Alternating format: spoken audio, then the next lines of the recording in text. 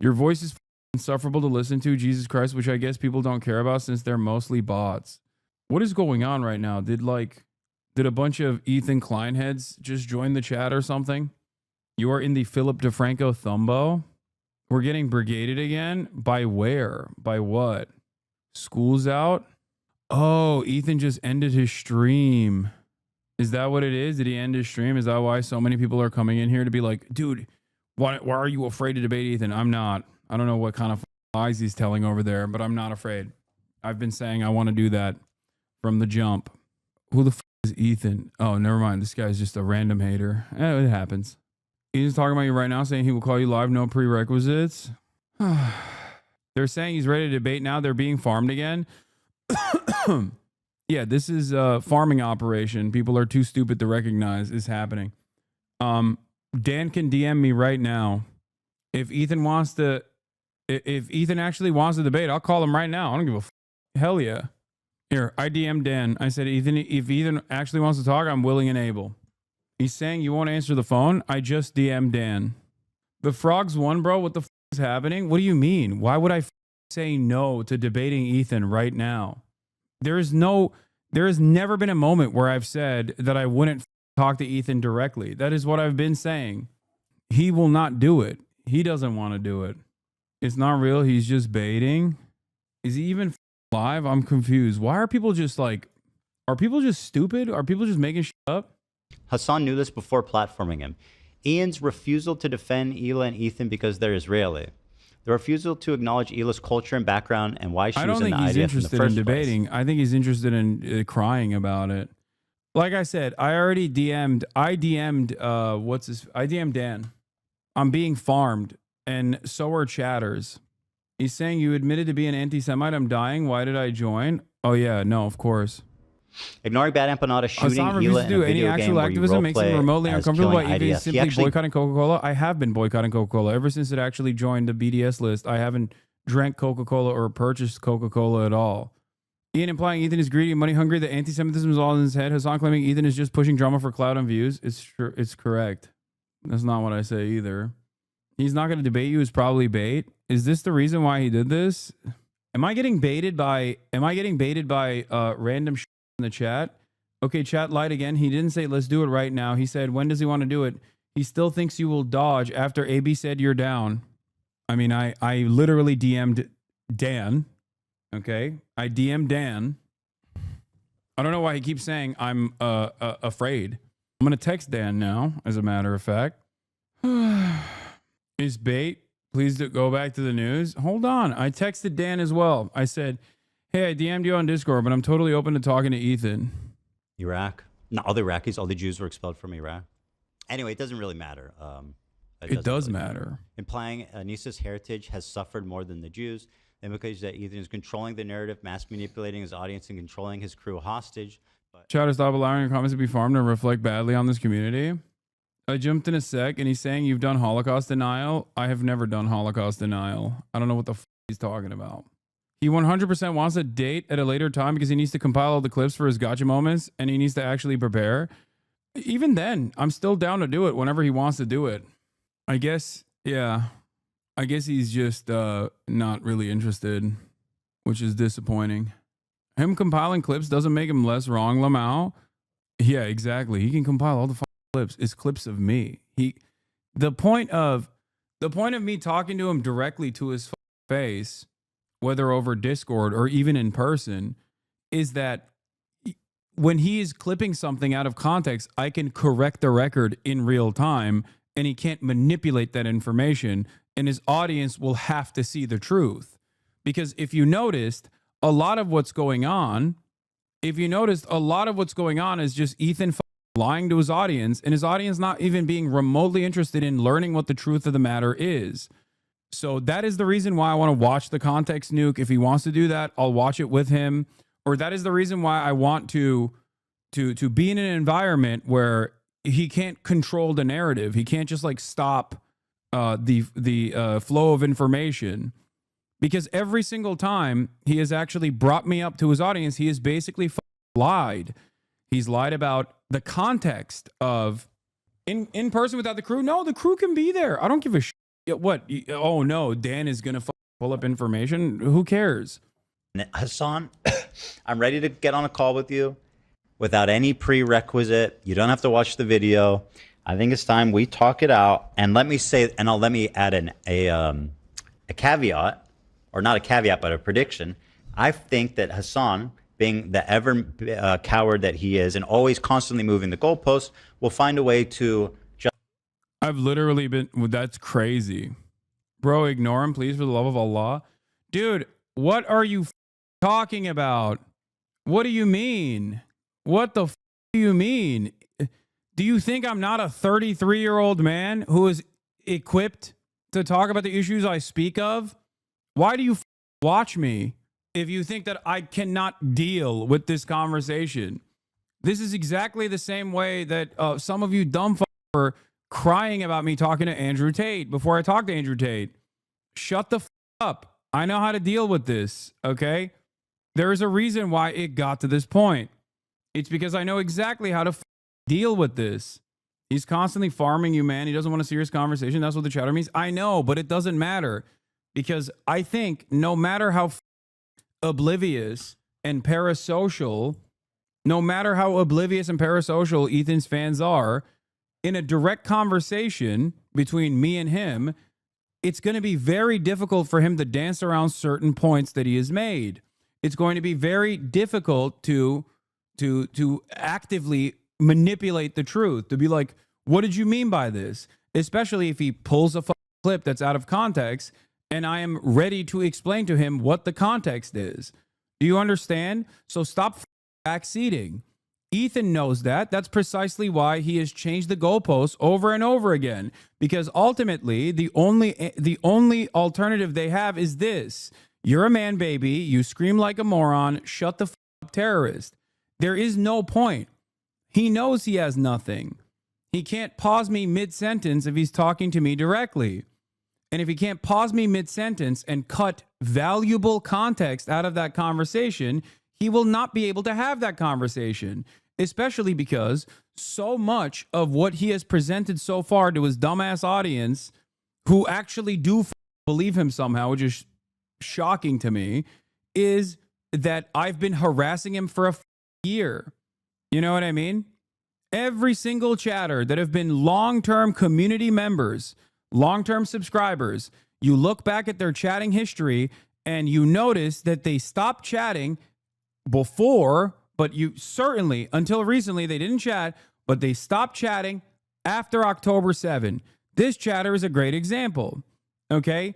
Moist Critical fan hasn't been in here for has been in here sporadically, 16-month subscriber, following since probably a long time ago, not March 15, 2025, but stopped following after October 7 and literally thinks I'm a terrorist now.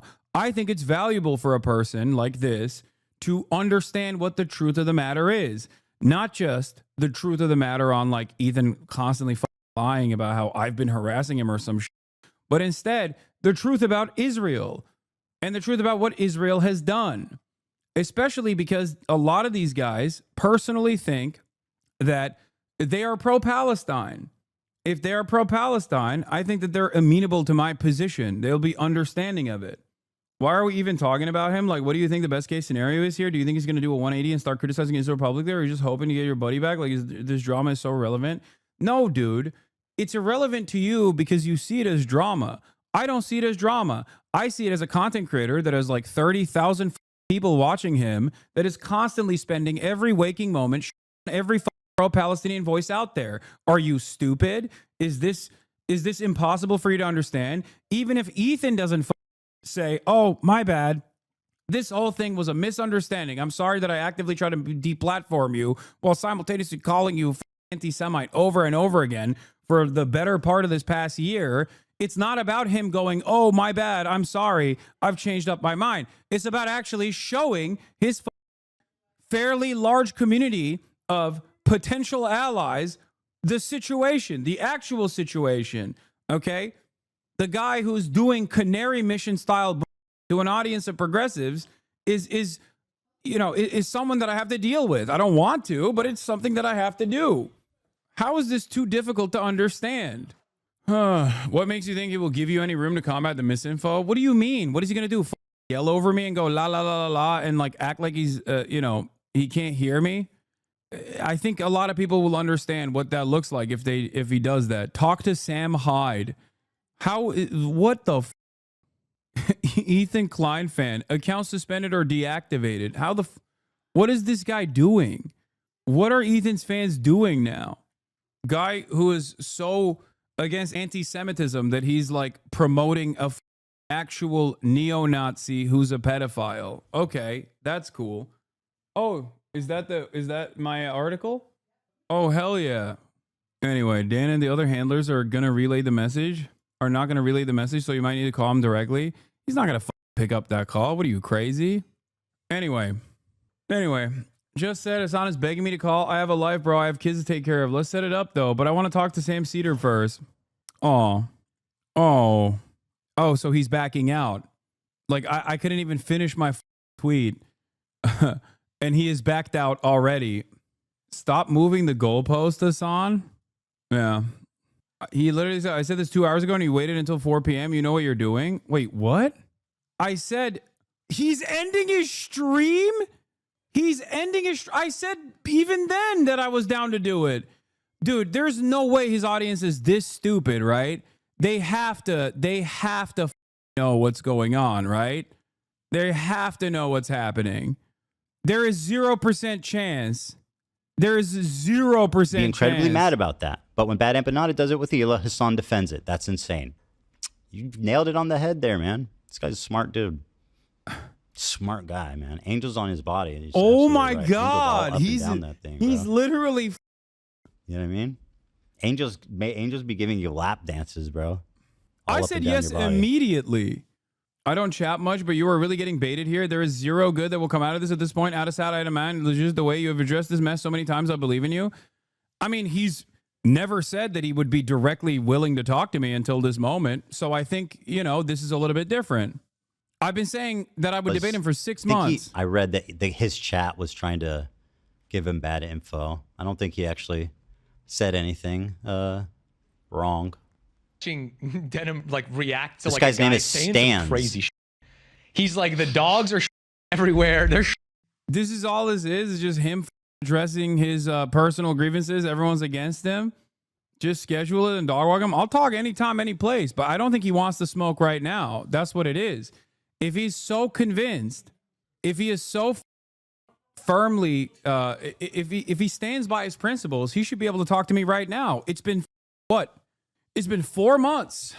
4 months. 4 months of me. I just call him. I can't directly call him, chatter. I have to call him through Dan. Rewind for 4 minutes. Deportation. Holds or has held illegal or improper material on his hard drive. Regularly threatens to post the names and address of his online critics as a tactic to silence them. Has sent death threats to Mr. Pavlo. Is he that stupid that he didn't think I was? I guess I'm asking, is he a trust? Is he just? Is he actually so dumb that he thought that I wouldn't say yes immediately? It's right here. So this is 1 day ago. So you see all the chat prompts sent calling her the raider of Ramallah. Well, here you go. Ethan Klein is the raider of Ramallah, terrorist kidnapper. Hasan conveniently wants to call in at the time the show ends. Hasan cleverly skipped over the Bad Empanada's court documents. To be fair, Hasan did say yes like a couple hours ago. You know what? Yeah, Hasan that's showed tough. the stream and muted immediately when you saw he watched Denim's clip. You know, I don't give a about the Denim's clip. Why the would I care about the Denim's clip? What is this? Hasan can vacate the premises. The crew and Ethan need to go home. They ain't on the call, dude. Wake up, Hasan. You're a coward, Hasan. Hasan wants to call right now, I think. Literally takes 1 minute of research to find out how effed up Empanada is. All right, now let's get Hasan on the line. Yeah, right. Obviously not. What a coward, dumb bitch to challenge me now at 4 o'clock. What a loser. Bro, I mentioned you 2 hours ago. 2 long hours. I was doing the news, bro. Wake up, Ethan. 2 long hours? What do you mean by that? Nothing. I think. Yeah, I'm in the chat. It is time to wrap it up, though. I think so. So here's what I want to do, though, just to summarize. Sam said he's going to get back to me at the end of this week. Okay. After Thursday, he said, because he's busy with family stuff. By the way, he wrote me back. He was very nice. That's awesome. I reached out. I have his email from. I don't know if I explained this on the air. I don't think I did. I have his email from the crowd. I did? Yeah, you did. So, I did. Yeah. Did I say he was very nice? Yeah, you said he was nice. Not 4 months ago, Yeah, 3 I said months on the ago. show? Sorry. To you. Yeah. So yeah, he was very nice. He got back to me. He says he'll write me back on Thursday. So we're going to talk to Sam. And then if Sam is not able to convert me into the correct way of thinking, then I will go up against the final boss, the most educated, the most prolific. I said yes 2 hours ago, Ethan. Bro, you're actually in my chat? Okay. Oh! All right. I didn't hear about it since Did he really? I didn't hear about it till right now. Why is everyone just in the chat suddenly saying he wants to debate? Just like right now. You know what I mean? Like, give me a break, bro. Anyway, it's not happening right now. It's late. Oh, okay? it's not happening right now. So I'm going to talk to Sam, and then I think early next week, if I don't, metamorphose from a caterpillar into a butterfly once speaking to approved Jew Sam Cedar, then we can talk to you on Monday or on Wednesday or on Friday of next week. Crashing out in the pick. chat, Hasan. The time. Don't pick the time is during our show, not 8 a.m. Just to be clear. Yeah, and not only that, I've got whatever. I don't need to just we're going home. I replied to okay? Hasan in the chat. I said, we'll set it up. I got Oblivion to play. Like, I gotta get out of here. I got a family and a crew. He didn't reply to me in the DMs. I don't know why. I made a YouTube video in February asking you to debate me. As well, boy. I've said, hey, Swastika boy, we have shit to do. I talked to you okay? You're not, numerous times. Right. Thank you, everyone, for watching. Not sure why your Today is Wednesday, which means Thursday is for members. I got as much of the Warzone shit out of the way. I made a YouTube video in February asking you to debate me as well. I'm definitely not doing this thing on Friday because we said we're having a fun episode on Friday. We're talking. No, it's because he wants to talk from his hug box. That's it. That's the difference. He wants to talk from his hug box with no contest whatsoever. He can't even stand when his own crew members try to gently put it down, try to gently move him in the appropriate direction. No pushback whatsoever. That's it. He's terrified. With all that being said, guys, have a wonderful evening, and members will see you tomorrow. Everyone else, see you on Friday. That's it for me. Bye-bye. His show ends at 4, lol. Yeah, I didn't ask at 4, chatters. I asked before 4. I asked as soon as he said he wanted to debate me. It's because they're Epstein heads who've replaced the old audience that left. I refuse to believe that people in that community would go Hasanabi or Diddy Piker. He's going to debate you on your bleach knowledge. Be warned. He's been talking about how you claim not to be a fan. I'm an adult and I cannot believe I just typed that. No, I'm going to talk about Israel-Palestine. I'm not going to talk about bleach. A video from 2 hours ago from Hasanabi Archives. I'm ready to debate Ethan Klein. Oh, this is just from this stream. He got super chats 2 hours ago saying you wanted the call. He can't even be good faith when trying to put this thing together. Oh boy, it's going to be a disaster. It doesn't matter. He can be as bad faith as he wants to. And even with maximum bad faith, he still knows that he can't hide from the truth. He still knows that virtually everything he has said about me is completely fabricated. Okay? Vicious smears of anti-Semitism, completely fabricated.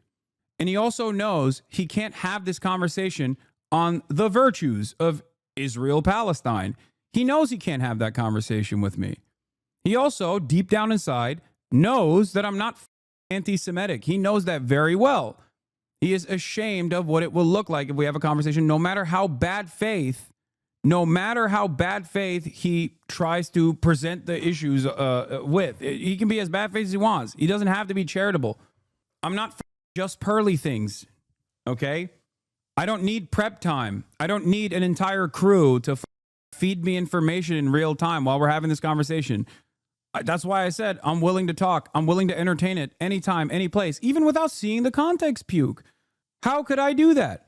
How could I actually talk to Ethan if he has such a strong, convincing case? If he has such an airtight case, how would I not be able to have this conversation with him? Why is he the one who's ducking me and not the other way around? That's it. As an actual anti-Zionist Jew, it's always laughable to me when you get accused of anti-Semitism. This is the safest place against actual anti-Semitism, not anti-Zionism conflated on the entire internet. Exactly. His crew is trying to protect him from stressful things. AB admitted to knowing you wanted to talk when you initially said it. He's not going to debate him. Will Steven Crowder you? Who is he going to Steven Crowder me with? Yeah, here's from 2 hours ago. How will you get out of this one, coward? Wait, what? I'm down. What the I'm super down. This is 2 hours and 49 minutes into the broadcast. So almost exactly 2 hours ago when I said, of course I'd be down to do it. There is no way out of this. He knows what the truth is. Okay. He knows what the truth is. He knows what's going on. He knows he wants to shelter himself from potentially the backlash that he might receive when his own audience goes, oh yeah, well, I feel kind of fucked up that you just lied to us. I feel kind of fucked up that you lied to us about this person for an entire year. You could coordinate with Sam Cedar so he puts you on the call when Ethan has him on full circle. I mean, I think that's stupid. A compilation of you not being anti-Semitic? What is a compilation of me not being anti-Semitic is a crazy thing to say. It's just the stream. Literally half of his chat called you a coward for not debating. The other half said to stop because he just wants to move on and not debate you, Law. That's the other part that I don't understand. I've been saying for months that I'm down to debate him. So I don't know why his chat is like, oh, you're a coward. You don't want to debate him. I'm like, no, I do. And then they go, okay, well, you just called in too late. All the H3 fans that could have actually been persuaded have left in the ensuing 2 years. I love you, but this is naive. His audience is too far gone. Please don't go into the mentality that his audience will have a change of heart. It won't happen. They're garbage. I don't care. I'm calling that he's still not going to talk to you. He's going to talk to Sam and then make up some reason why he no longer needs to talk to you. Most likely. But it is mind-boggling. It's just like a basic truth. The idea that like I want to talk to Ethan is a basic truth. Have you seen the XQC tweet, dude? Yes, dude. Yes, I have. Why do you keep posting if I've seen the XQC tweet? Yeah, I did. He posted. Anyway, please put up a trap prediction about he dodges on Monday. I'll bet on my channel points the pussy will dodge again. I think in his head, he feels that after speaking to Sam Cedar, Sam will see that you are anti-Semitic and he will get Sam to debate you once that is done. Okay. Yeah, Sam is a very nice person, but he's not stupid. He's incredibly knowledgeable on not only the basic facts of the matter, but he's also incredibly knowledgeable on Hasbara and the types of propaganda that people who are pro-Israel present. My suspicion is that the conversation that he has with Sam Cedar will be filled to the brim with concessions that he makes to Sam in an effort to make it seem as though he's like, oh, well, I said, West Bank settlers are actually targets, but they're calling my wife a baby killer, things of that nature. It's like, oh, well, we're actually pro-Palestine, but every single person is attacking us unjustifiably. And Sam doesn't know the details of all of the things that Ethan has said and done. So it's just going to be a face-saving operation. Yeah. The reason why I initially said he should talk to Sam is because, he claims to agree with everything that Sam Cedar says. And if that's the case, why isn't Sam Cedar constantly talking about the anti-Semitism coming from the pro-Palestinian accounts? Why is Sam Cedar actually friends with the arch anti-Semite? Why have we had multiple conversations? He's just constantly trying to run away from the truth, but he's got the content demon. He's got the content demon in his brain, so he just knows that this will actually gain attention for him, so he can't help himself. And I think that's what it is. This shit is so high school. I'd be surprised if you idiots weren't collabing at this point.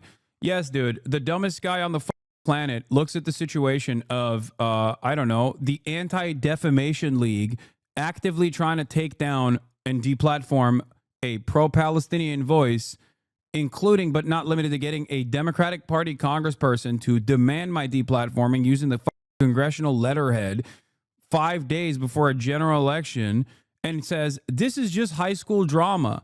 At a certain point, you have to realize you're trying to minimize it because on Ethan's side, it does come across like high school drama because he doesn't care about the politics of it all. It's just content and drama for him and his dumb audience. It's not drama. We're talking about people's livelihoods being actively ruined by a pro-Israel mouthpiece who has used his platform to constantly go after anyone and everyone, making a fool of himself in the process.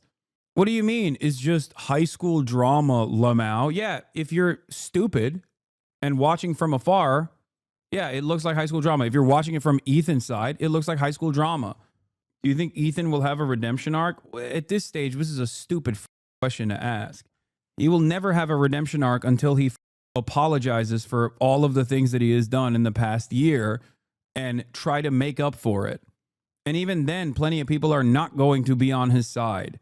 And he is not the bigger man in this process. He's not going to be humble enough and demonstrate the humility necessary to say, yeah, this past year of active deplatforming initiatives that I engaged in against all pro-Palestinian content creators, demanding that they get fired over and over again, all of that was wrong. And if he were to say all of that was wrong and turn around and try to offer restitution, even then there's going to be plenty of people who say, F you. There's plenty of people who are going to be vicious to him. You know, the CC vid was even an intervention at the end. People still complimented him and wished him well. It doesn't matter. He's lost in the sauce. All right, let's get back to the news. Full charitable long-term fan of yours. It's just frustrating that this dude takes away attention from like news that's really important, and it's annoying. It's a daily occurrence, but I get why it's covered. I think he's trying to set it up to pretend like he gets it now. He needs to save his pod, but doesn't want to admit being a bad person. Hasan, you're ignoring the insane Destiny fans that are fueling this loser, and Dan are fueling Ethan's mania, and Ethan's having a full mental break fueled by Destiny fans. It's sad, but it is what it is. I know, but it doesn't matter, because to the outsiders that are just signing in, they see their favorite content creator being victimized by vicious anti-Semites online, and that is completely untrue. It's also causing dumb that you need to have on your side if you actually want to build a coalition to literally go, I don't really care about any of this stuff. I think everyone's been mean to my favorite content creator, so, you know, the pro-Palestinian cause is actually silly.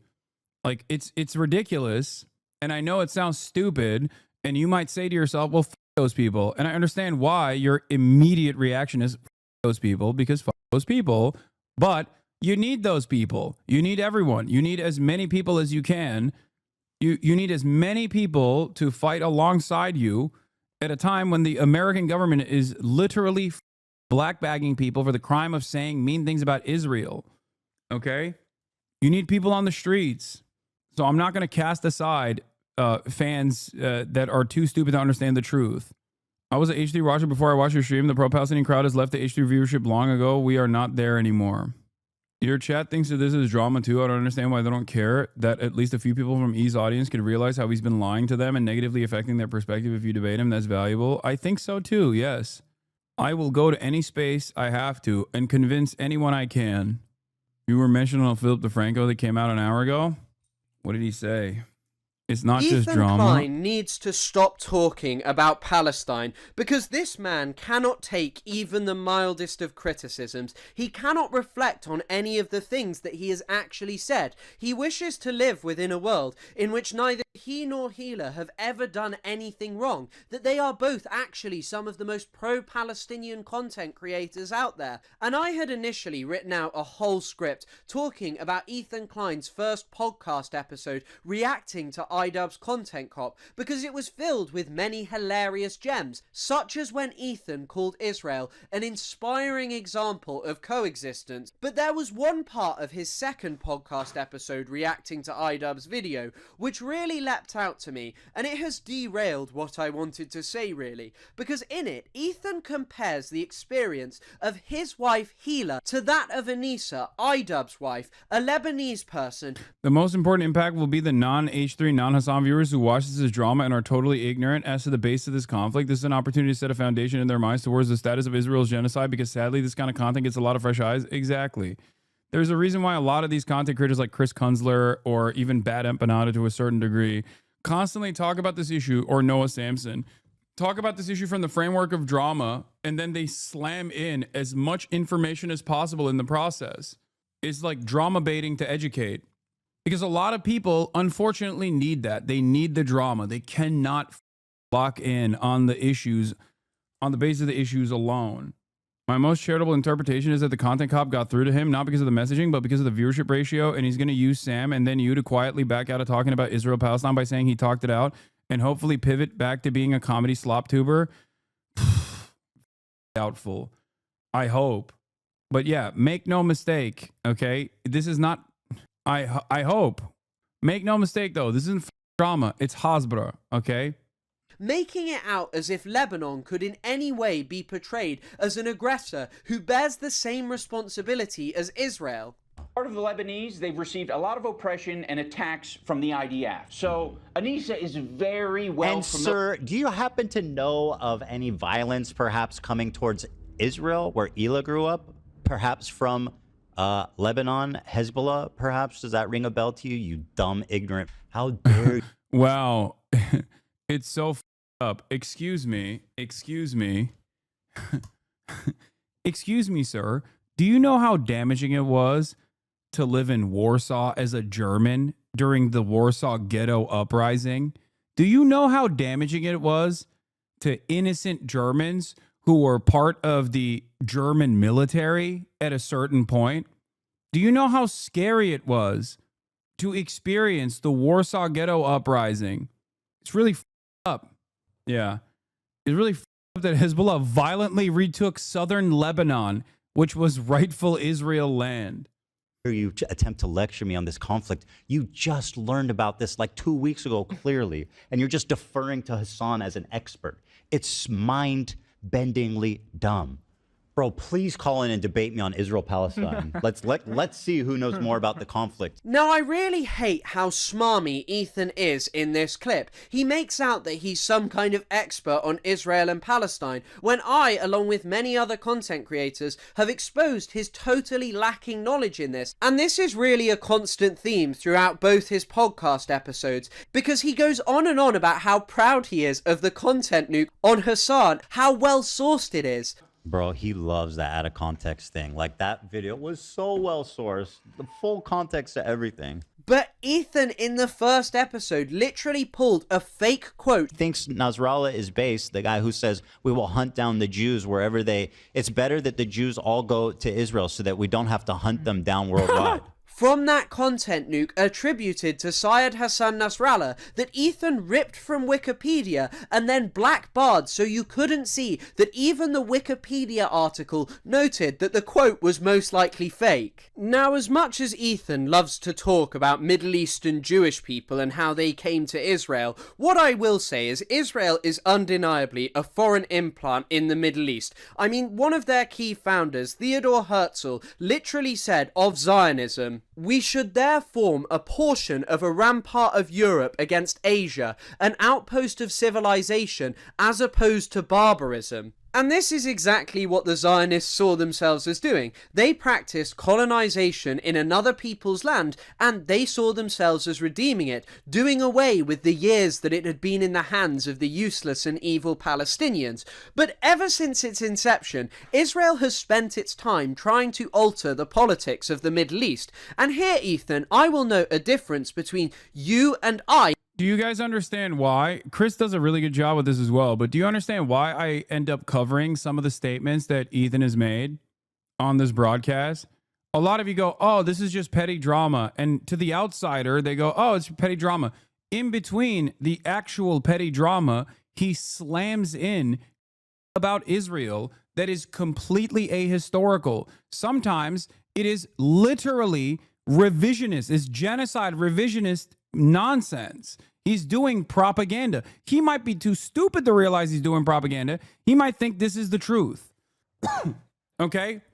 When Ethan is talking about out of his ass that he does not know, that he is just like oblivious to, that he's just repeating because he heard it from someone else, he actually is lying to his audience about the truth. He is slowly but surely, in the most nefarious way, getting outside apolitical people to assume a very different worldview than the one that exists. This is what's damaging. And also people who support you, because unlike you, I don't really draw that much from Wikipedia unless I just want a quick source and I know that I have others to back it up, that is. So I will quote to you From 1949, The First Israelis, by Israeli historian Tom Segev. Now, Israel's first Prime Minister, David Ben-Gurion, said, "The Muslim rule in Lebanon is artificial and easily undermined. A Christian state ought to be set up, whose southern border would be the Litani River, then we'll form an alliance with it." Now, this is basically Israel's first Prime Minister talking about demographically altering the country of Lebanon, getting rid of the Muslim population, and setting up a majority Christian state simply because it would be friendly with Israel. And Israel actually went on to do this. They sowed chaos in the country of Lebanon. People now like to blame the Palestinians, but the Israelis were funding a group called the Phalangists, whose founder, Pierre Gemayel, went to the Berlin Olympics in 1936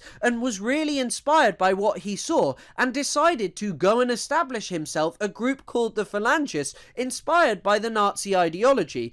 And these people were a particularly heinous group, and we'll get onto them in full later. But what I first want to talk about is how Israel actually tried to implement this. Now, you could have the example of 1982, where Israel attempted to break the back of Palestinian nationalism by targeting the Palestine Liberation Organization. Now, the Israeli Prime Minister, Menachem Begin, made the claim, "Oh, these evil terrorists want to do a second Holocaust to us." In fact, on the eve of the Israeli invasion of Lebanon, he literally said that there would be another Treblinka if Yasser Arafat and the Palestinian Liberation Organization weren't destroyed, claiming that, they were evil terrorists who must be dealt with.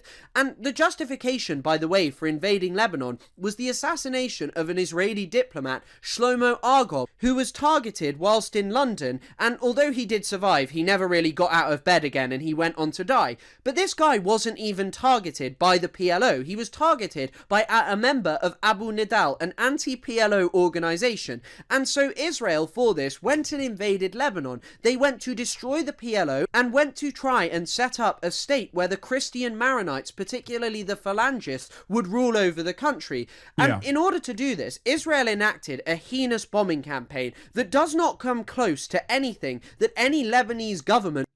You know this as the Dahia Doctrine, okay? Which has been implemented, which... Initially, Israel got the technique from the United States of America, which looked at the bombing of Dresden and said, we can go way harder, and applied that principle of making the enemy incur a penalty through civilian infrastructure by bombing the living out of every standing structure in North Korea. Israel has been doing that in every war that it has ever engaged in or militant group have ever done to Israelis. On one singular day of bombing, on August the 12th, 1982, Israel killed 500 civilians in a singular day of bombing of Beirut. And this reached the point where Ronald Reagan, a staunchly pro-Israel Republican president, called Menachem Begin and told him that the symbol of his war was becoming a 7-month-old baby with its arms blown off. And he also told Begin that he was committing a Holocaust in Lebanon because of how atrocious the things that he was doing to the Lebanese people were. And this was all really horrifying, but eventually Israel managed to get the PLO out of the country. But this wasn't good enough for Israel. Israel's leadership... If you want to actually call us Hosbrow and Bluffs, you need to talk about what Israel currently does. He will dismiss the history. What the f*** are you talking about? He literally says, Hezbollah attacked Israel unprompted. If you don't talk about the inception of Hezbollah, why it came about, then you can't have this conversation. Of course, this is important. You can't just dismiss it. It's like saying, oh, you can't talk about anything before October 7. You have to only talk about after October 7. What do you mean? Israel's entire existence from the start, from its inception, even before its inception, has been to terrorize the indigenous population within its reach.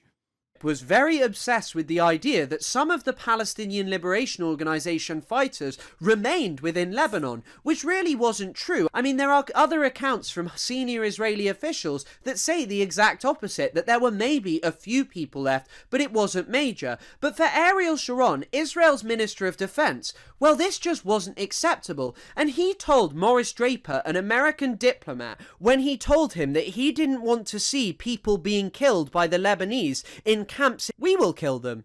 They will not be left there. You are not going to save them. You are not going to save these groups of international terrorism. If you don't want the Lebanese to kill them, we will kill them. And even though one of the conditions for PLO militants leaving Lebanon had been that Palestinian civilians would have been protected, Israel didn't abide by this, and those phalangists that I mentioned earlier, well, their leader, Gemayel, was assassinated, and of course the PLO were blamed, even though it wasn't them. And so Israel and Ariel Sharon let the phalangists go into the Sabra and Shatila refugee camps and perpetrate mass rape, mass torture, summary executions, mutilation of bodies, alleged stories where the fetus was cut out of a pregnant woman's belly and left on the floor, people stabbed, babies stabbed. I mean, the scale of it was far bigger than October the 7th. Perhaps up to 3,000 or 3,500 people were killed. Yeah, and the way that Israel designed this to create plausible deniability over their involvement wasn't to directly go in and participate in the slaughter, but instead shut off with the IDF every entry point into the camp. Literally blocking every entry point into the camp, every exit point into the camp with their vehicles and with their weapons, and throwing up flares in the air so the visibility is there for the phalangist forces, and allow them to slaughter every single Palestinian they could get their, and Lebanese person they can get their hands on. It was barbaric. This is the environment in which there was a Lebanese militancy that was formed. Killed inside these camps. And you may be saying, well, Israel didn't do it, that's okay. Well, they fired flares in the air so the phalangists could do it. They knew what the phalangists were doing. They were the ones who had trained the phalangists, armed them. They controlled the area, let them go in. In fact, a Norwegian who was in the area at the time said that the IOF had full view of a bulldozer digging a mass grave. And in fact, this wasn't even the first time that the phalangists had been allowed to do this. In Tel al-Zata, 1,500 Palestinian and Lebanese civilians were massacred. And often people like to claim that, you know, Israel's gone down this dark path. Maybe they highlight how the Likud... Wait, I'm lost. Who are the phalangists? Phalangists are a Maronite Christian sect in Lebanon that developed a neo-Nazi paramilitary and engaged in atrocious acts of barbarism against the Lebanese Shia and Palestinian refugee population in Sabra and Shatila. You might have heard about Sabra and Shatila from the Sabra and Shatila massacre. They did this with direct coordination with the Israeli forces. They're not Christians, they're Christian Nazis, Christian neo-Nazis, okay? It's the difference between your parents that say they're Christian versus, I don't know, the Westboro Baptist Church or the Klan also claiming to be Christian. Yeah, Franco is what they, as far as I understand, what they get their influence from. Like actual fascists. Party in particular has turned Israel into this horrible place. But the Labour Party in Israel in the 1970s had no problem with the Tel al-Zata massacre. In fact, this is what Likud members were saying to members of the Labour Party in the 1980s in the wake of Sabra and Shatila. Ariel Sharon would go on to say, "We did not criticize you for supporting..." Bro, I went to a Jewish day school for like 8 years of my life and I didn't learn about Sabra and Shatila until your stream like a year ago. Yeah, of course. Why would they teach that? It would make Israel look horrible. The Christians. I am talking about a moral aspect. You kept on supporting the Christians even after the Tel al-Zata massacre. The information about... I'm a Maronite. The Phalange are neo-Francoists who adopted neo-Nazi ethnic policy. My whole family are ashamed to have had even one member of my family who were with them. Mavdli al-Phalange. About the massacre and its cruelty was in everyone's possession. Sharon told member of the Knesset Yitzhak Rabin, "We had already known what they had done with the weapons we supplied." Yeah, Israel's greatest fear is people learning the truth. Like that's it. That's why they so effectively try to tamper it. That's why instead of addressing this and like trying to make justifications for these horrifying atrocities, they will turn around and just go ban this person, deplatform this person for saying historical truths about Israel's involvement. That is the only way that you can approach the subject matter, because if people learn about it, I mean, think about it this way. Think about it this way. Post October 7, it became undeniable. Israel's cruelty became undeniable because they were doing a live streamed Holocaust. Think about people's attitudes and how they shifted over the course of 1 year.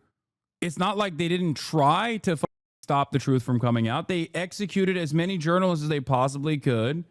They executed as many journalists as they possibly could. They shut off the internet in certain instances.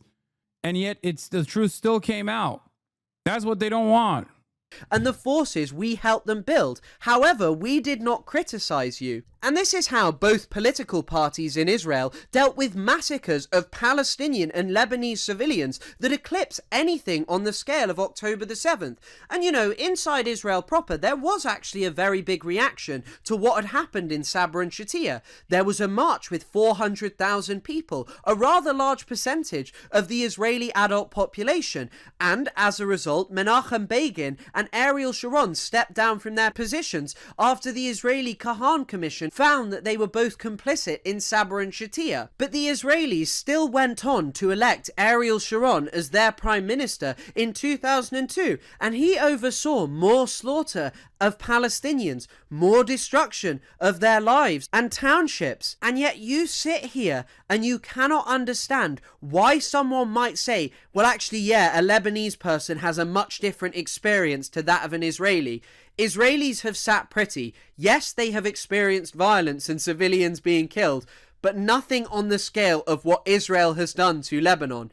And Israel did this not in pursuit of terrorists, but to alter the policy. Here's another great example, by the way, of how Israel operates. New, after hundreds of Yale students protested in advance of Israeli National Security Minister Itamar Ben-Gvir, who is a psychopathic Nazi settler terrorist who demanded the assassination of Yitzhak Rabin, okay, who had photos of one of the most prominent Israeli terrorists of all time in his living room, a Kahanist. He came to Yale. Yale now has stripped the school Students for Justice for Palestine chapter of its official status as an official student group. Yes, Ben-Gvir is a Kahanist who celebrated the Jewish terrorist mass shooter. Yeah, like imagine having a photo of Dylan Roof in your living room, okay? And then after being elected into office, you reluctantly have to take it down in order, and you say when you're taking down the photo of Dylan Roof, you say, oh, I'm not doing this because of my convictions. I'm doing this because I want people to shut the fuck up about it. Okay? A framed photo of Dylan Roof. Oh. Itamar Ben-Gvir was not allowed to serve in the IDF because of how extremist he was. Can you understand? The Israeli occupying force, which is a force for terror in and of itself, said, you're too rabid for us. And now that guy's being welcomed to Yale at a time when the administration is literally going after every goddamn university for allowing this kind of stuff to happen, right, on their campuses, understandably. And what is Yale doing? Even before the administration demands that this group is disbarred, Yale has already taken that position already, saying that it's good that a convicted terrorist is on our campus. It's like inviting one of Adolf Hitler's little generals onto college campus and having like the Jewish American movement that's protesting against it disbarred. Yeah, here's another wonderful thing that Itamar Ben-Gvir did. Ben-Gvir handed out thousands of guns to Israeli citizens. Then the murders began. It didn't begin. It exploded. It increased.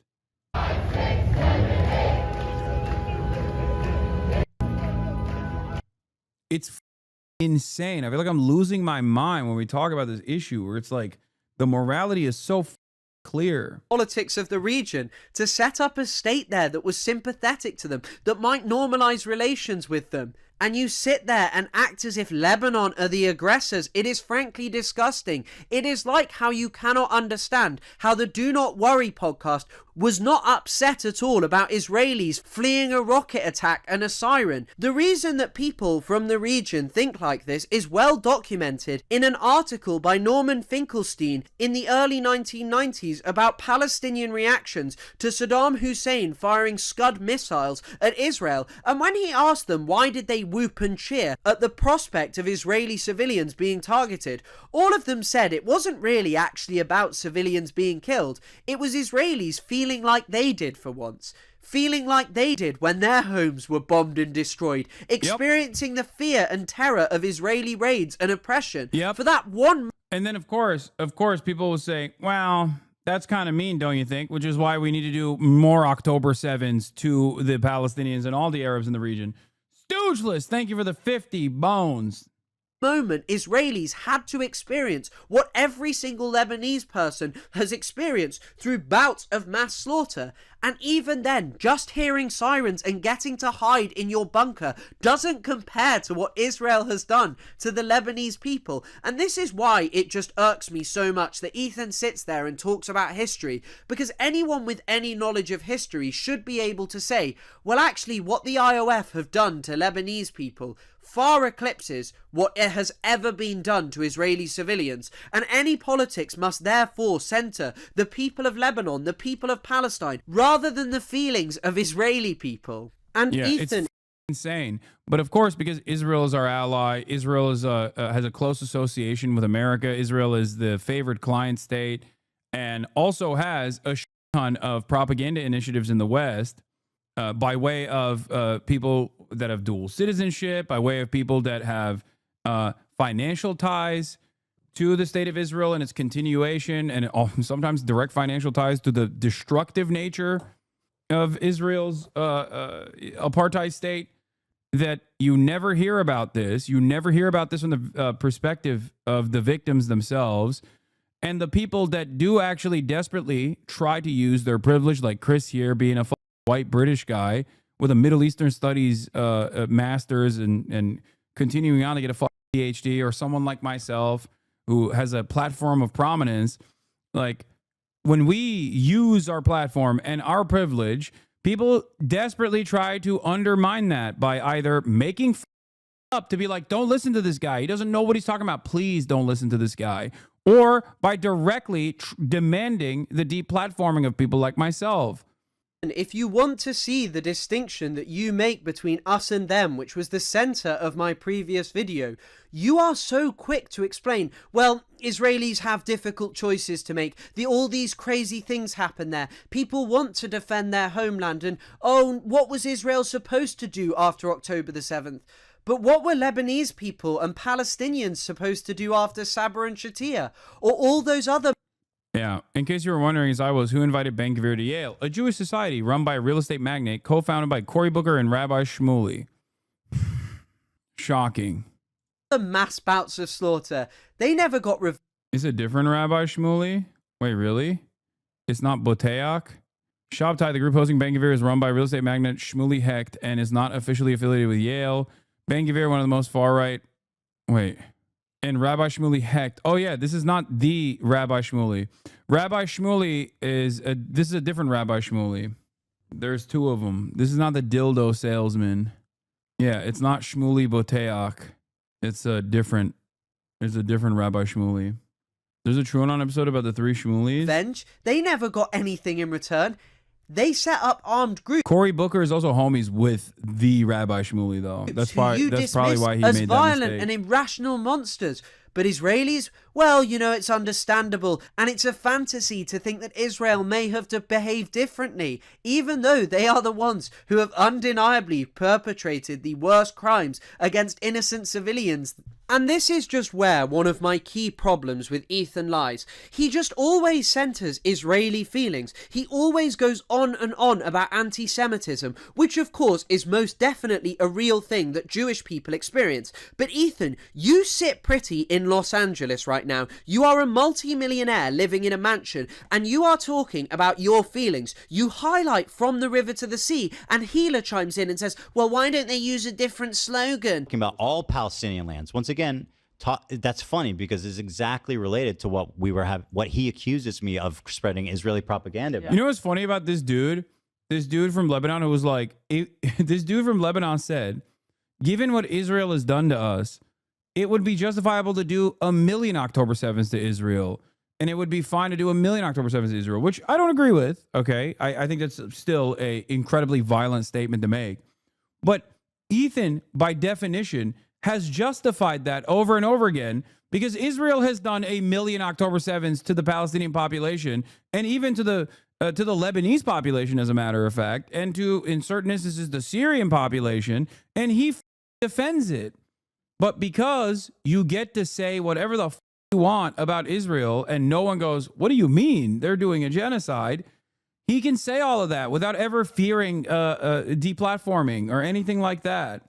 Yeah. My point is when Israelis hear from the ocean to the sea, they hear all of Israel. And guess what? That's what the guy from Hamas is saying on the screen of the clip you showed. I don't understand. If a movement is for peace between two people and one people is telling you they're not comfortable with the statement, shouldn't we change the statement to something that both... That's insane. And it's ironic because I had this conversation long before Ethan is having this conversation with Hila, where in the month of October in 2023, Ethan and I had this conversation where I described to him, this is like listening to the demands made by racist white guys who are saying, oh, you're saying Black Lives Matter, but that to me means you want to kill white people. So you can't say Black Lives Matter. That was an attempt by the All Lives Matter crowd. This is exactly the same. This is an analog. What is the alternative? From the sea all the way to the Gaza envelope where there's a border wall, and then also skipping over the Israeli proper, skipping over the green line all the way to the other side of the border wall, firmly placed upon the West Bank to the river. Like, is that what people should be saying? Like, what a ridiculous statement. That's where the Palestinians are, between the river and the sea. People can get behind. No, because they'll say, peace. Right. Well, people will say that Israel's the aggressor, so they shouldn't have to adjust anything. Yeah, but that's like it's true. Down. Is Israel not the aggressor? It is. American version of what's happening there. Once again, the people who do nothing wrong when it comes to Palestine can't admit that Israel is an aggressor. Both of them think that Israel occupies Palestinian land illegally, settles it, perpetrates genocide and all of these things, but they don't see these as aggressive acts which provoke retaliations against Israel. Instead, that's a watered down American understanding of Palestine. But ultimately, the call from the river to the sea is a demand for the liberation of all of historic Palestine, not just the occupied territories. Ethan and Hila seem to have absolutely no problem with the 1948 Nakba, the fact that 750,000 Palestinians were expelled, many of them were sent on death marches, and since they have never been allowed to return. Many people still languish in refugee camps in places like Jordan, Syria and Lebanon, not being allowed to return to their homes. The people of Gaza, some of them can literally see where their homes and lands once were, but they're now occupied by Israelis. So the call from the river to the sea is not problematic, rather it is a demand for full Palestinian liberation. People are being burnt alive right now en masse in Palestine, children by the dozen, homes being collapsed on entire families, people are being tortured in Israeli jails to death, including minors. And yet you want to talk about your feelings and whether a slogan is offensive to Israeli people. I am sorry, but Israelis en masse are not opposing what is happening in the Gaza Strip. There's been no mass dissent. It's only really come recently when they're worried about the fate of Israeli hostages. There has been no mass disobedience over the last 18 months in Israel. There has been no major reaction against what Israel is doing. It's only really centered on their complaints around Netanyahu and the threats to Israel's faux democracy, and Netanyahu going full genocidal and making it obvious to the rest of the world what Israel always was. In fact, in that article by Norman Finkelstein, which I mentioned earlier, there is a fantastic quote from Mattiyahu Peled, who was a founding member of the Progressive List for Peace, talking about the Israeli peace movement, Peace Now, and what he said was that it's one of the worst things that ever happened to us. Nice people in Israel who feel unhappy with the situation but are not prepared to do anything about it. They get together twice or 3 times a year, and as the saying goes here, they give their conscience to the laundry. They get it back cleaned up and they go back home happy and satisfied. There is nothing more to it than that. They stand at a demonstration, they shout a few slogans, they go home satisfied that they have done the job, but they are not prepared to shake the system. So this is a substitute for real action. And I must remind you that Ethan and Hila have openly stated their opposition to people in Israel actually taking direct action against the Israeli occupation and the genocide in Gaza. Ethan said that it was a necessity to serve in the IOF. Important to serve like everybody else in the country. I mean, it's a very selfish move to decide, okay, I'm not going to do it, but everybody else will. Like Israel as a place, the mentality of growing up there, like everybody feels an obligation to protect, to serve, to nurture this place that feels like the only place in the world where they can live and be Jewish and not be like discriminated against. I mean, when you're growing up with constant terror attacks, the army is a necessity. Yeah. And I'm sorry if people think that's a controversial statement. That is the reality of Israel. It's and so for one person to decide, I'm not going to do it, is a very selfish decision, and it helps nothing with your career afterwards. You finish it, then you start your, you don't even need to defend life. yourself. It's just normal. They both said that it was a... By the way, remember when I told you that they would inevitably move on to American citizens? They have. Breaking. Officials confirm raids in multiple cities. Tahrir Coalition says FBI agents, Michigan State Police, and local officers targeted pro-Palestine organizers. So, Ethan, your wishes are becoming a reality. Maybe they'll invade my house too one day, you know? It's happening already.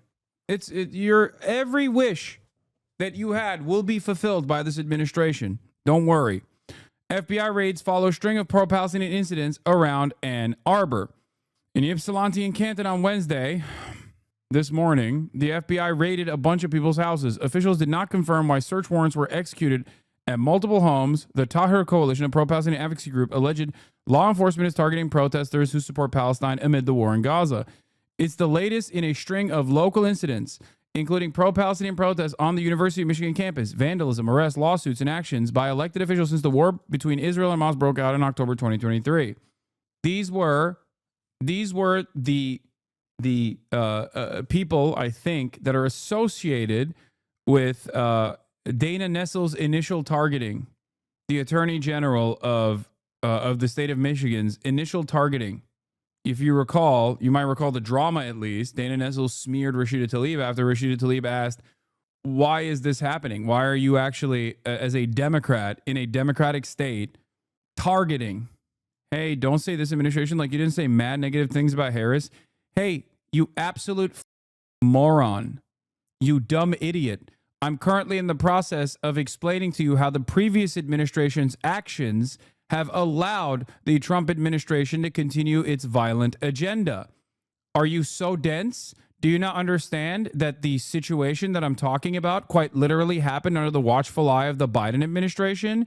Is there a particular reason why you think I might have talked about Deborah Lipstadt, famous Holocaust scholar Deborah Lipstadt, who was Biden's anti-Semitism envoy, who got interviewed by Isaac Chodener, and in that interview revealed that she actually likes what the Trump administration is doing? That perhaps will help you develop a better understanding of what the previous Democratic Party administration was interested in doing in terms of creating a chilling effect on speech as long as it pertained to speech against the state of Israel. The Democratic Party set the stage so that the Trump administration could capitalize on it. If you don't understand how these things go hand in hand, well, you're unfortunately too stupid to understand anything. Don't say this administration like you didn't say mad negative things about Harris. Ironically enough, if the Kamala Harris campaign had listened to at least some of my warnings, why should they? I'm a dumb Twitch streamer. I have no motion. But if they had, they might have actually won the election if they had decoupled from Biden early on, if they actually made strong stances about defending free speech and defending the freedom of expression of student activists who are criticizing the state of Israel. As a matter of fact, if they actually went alongside the student activists and personally said mean things about the state of Israel, they would have had a better shot at winning the election. And that's just one aspect where they were completely blindsided, seemingly. There's a million other things I can talk about. My criticisms about Kamala Harris running around with Liz Cheney, a person with zero constituency. My criticisms about Kamala Harris refusing to recognize the overall economic anxiety and anger that the Americans actually... Hey, yo, did you just say the N-word? What? Did you just say the N-word? No. Are you guys hallucinating now? Is that what you want? Do you want me to say that so that like you can feel better about yourself so you can get a clip out or something? What? Take your medicine, dude. You called me an idiot and blab a bunch of words. They were realistically two options, and you sat on the fence to talk down about everything and everyone. Oh my God. Oh my God. I didn't blab a bunch of words. I explained to you the actual reasons as to why Kamala Harris lost, and it's not because I was chirping about Kamala Harris. I could have said Kamala Harris is the best candidate that has ever existed. I could have lied to my audience over and over again every single day of the week. That would not have changed the dynamic. Okay?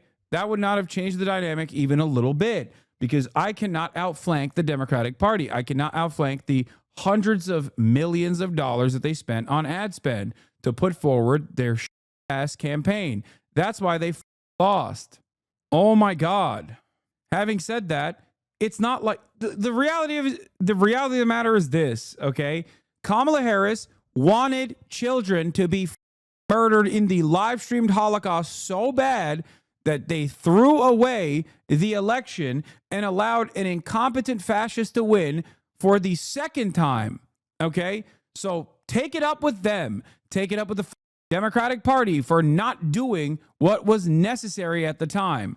Don't yell at some Twitch streamers who recognized the writing on the wall and were correct. It is wild that right now, 3 months in to this administration, you still have the audacity to turn around and say, hey, the one guy that was ringing the alarm bells and was literally right, I'm actually going to get mad at that guy. It's kind of funny because you are alone in this. Like the New York Times and CNN and NBC and all these other outlets come to me for this reason. They come to me and interview me because they're like, oh, what did you see that we didn't see? There's a reason why they're doing that analysis, and you're still in here trying to chirp. Jesus Christ. You are so goddamn alone in this process because you're the Deborahs and the Barbaras, okay? The older Democratic Party is demanding action from the Democrats. The older base of the Democratic Party is demanding action from their elected representatives. They're not the ones who are still chirping. There's nothing funnier to me than coming into the Twitch stream of a guy and being like, you're the reason why Kamala Harris lost. Really? You think I have more prominence than Taylor Swift and Beyonce combined? Babe, fence sitting in this election got Trump won. You're the one yelling, Lamau, you just never take accountability for anything.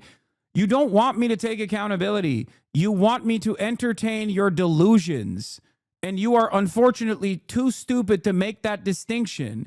I am now officially banning you because you are too stupid to have a conversation with. I'm sorry. Sometimes we got to keep moving, especially because we're talking about the Trump administration blackbagging people, targets that were set by Dana Nessel under the previous administration. But you're so dumb that you can't even recognize that. Babe, fence sitting.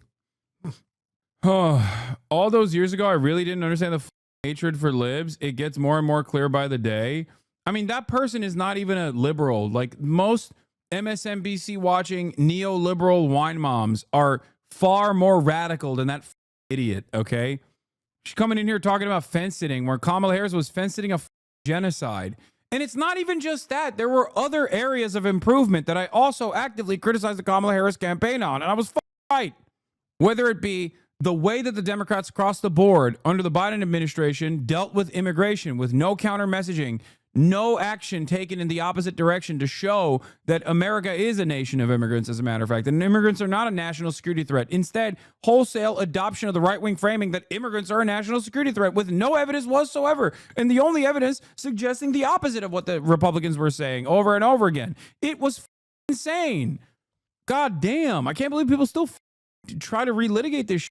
It's like, you are so alone. You are so alone. Your parents don't even agree with you on this. They're out there in the streets doing the hands off my government protests, and you're still in here chirping in a Twitch chat. You goddamn loser. You're not even getting paid by the Democratic Party. Where are your pay stubs? Show me your pay stubs. Do you get paid by the DNC? Then if not, why the are you defending their ineptitude? Check this guy's logs. Terrorist plays.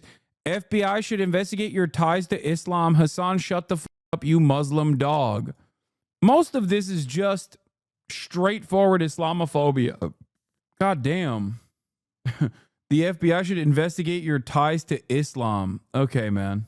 Selfish thing to not do Israeli national service. And this is where the problem lies. Ethan loves to highlight, oh, there's loads of peaceful Israelis, but when they actually take an action, he's openly disagreed with the small handful of young people like Tal Mitnick who take action, a minimal action, I must remind you, something which Tal even said to me himself. The organization Mesavrot is small, but it is growing inside Israel. There are more and more people who don't want to be complicit in Israel's occupation, their genocidal crimes in the Gaza Strip.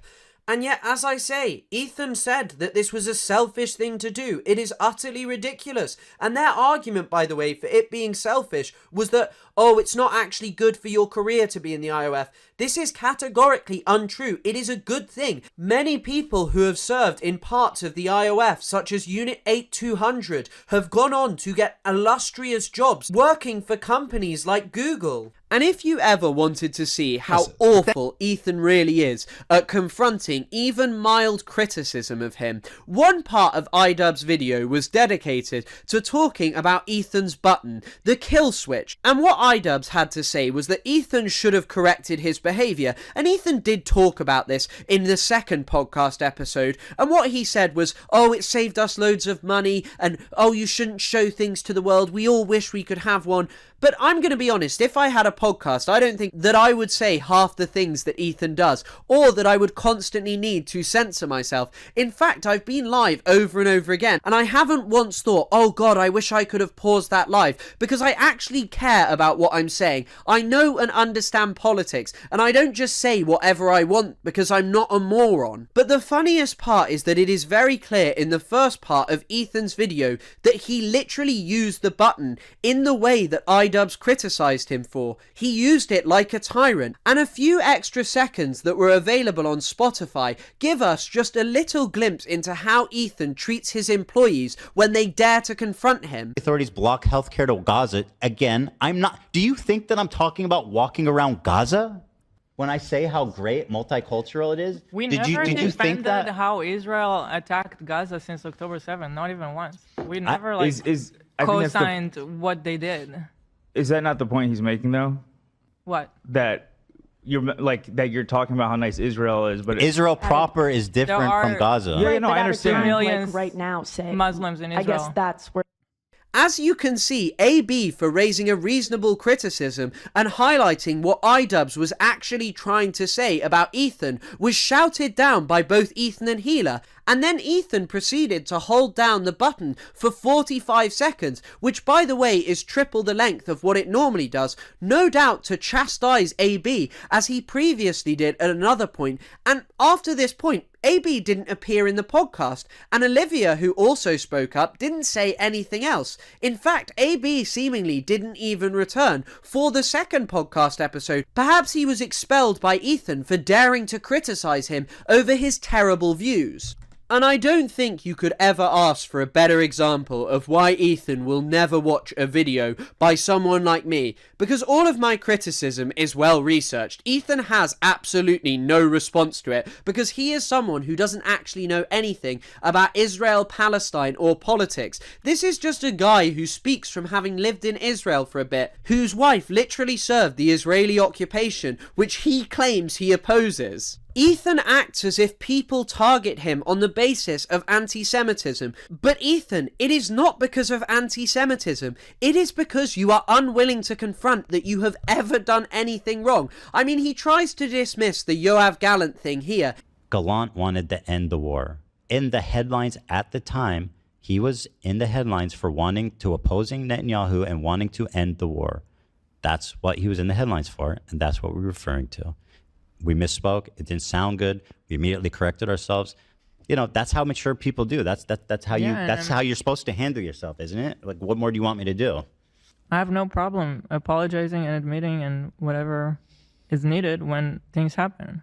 Him and Hila give an explanation that, oh, we apologise for it and it's okay, even though Ethan did actually take to his story to defend what Hila had actually said on the podcast. And she also tried to claim that the clip of her saying "I mean" in response to hearing Rudy Giuliani talk about Palestinians being trained to kill Americans from a very young age was somehow not true. And let's here be as charitable as possible to Ethan and Hila and say, yeah, you know what, these two were just mistakes and that's okay, you definitely didn't mean them, and they definitely aren't unacceptable. Well, this isn't even the half of what you two have said. As I highlighted in my previous video, Ethan has said over and over again that he is proud of what his wife did in the IOF. He says, oh, take the context out, I'm proud of it.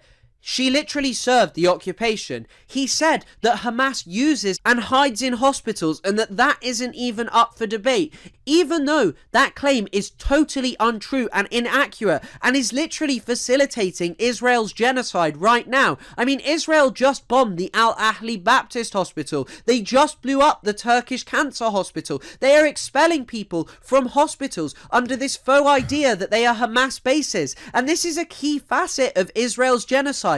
The destruction of healthcare infrastructure within Gaza so people cannot live there. And you, Ethan Klein, defended it. And rather than avow that, you claim that people just go off.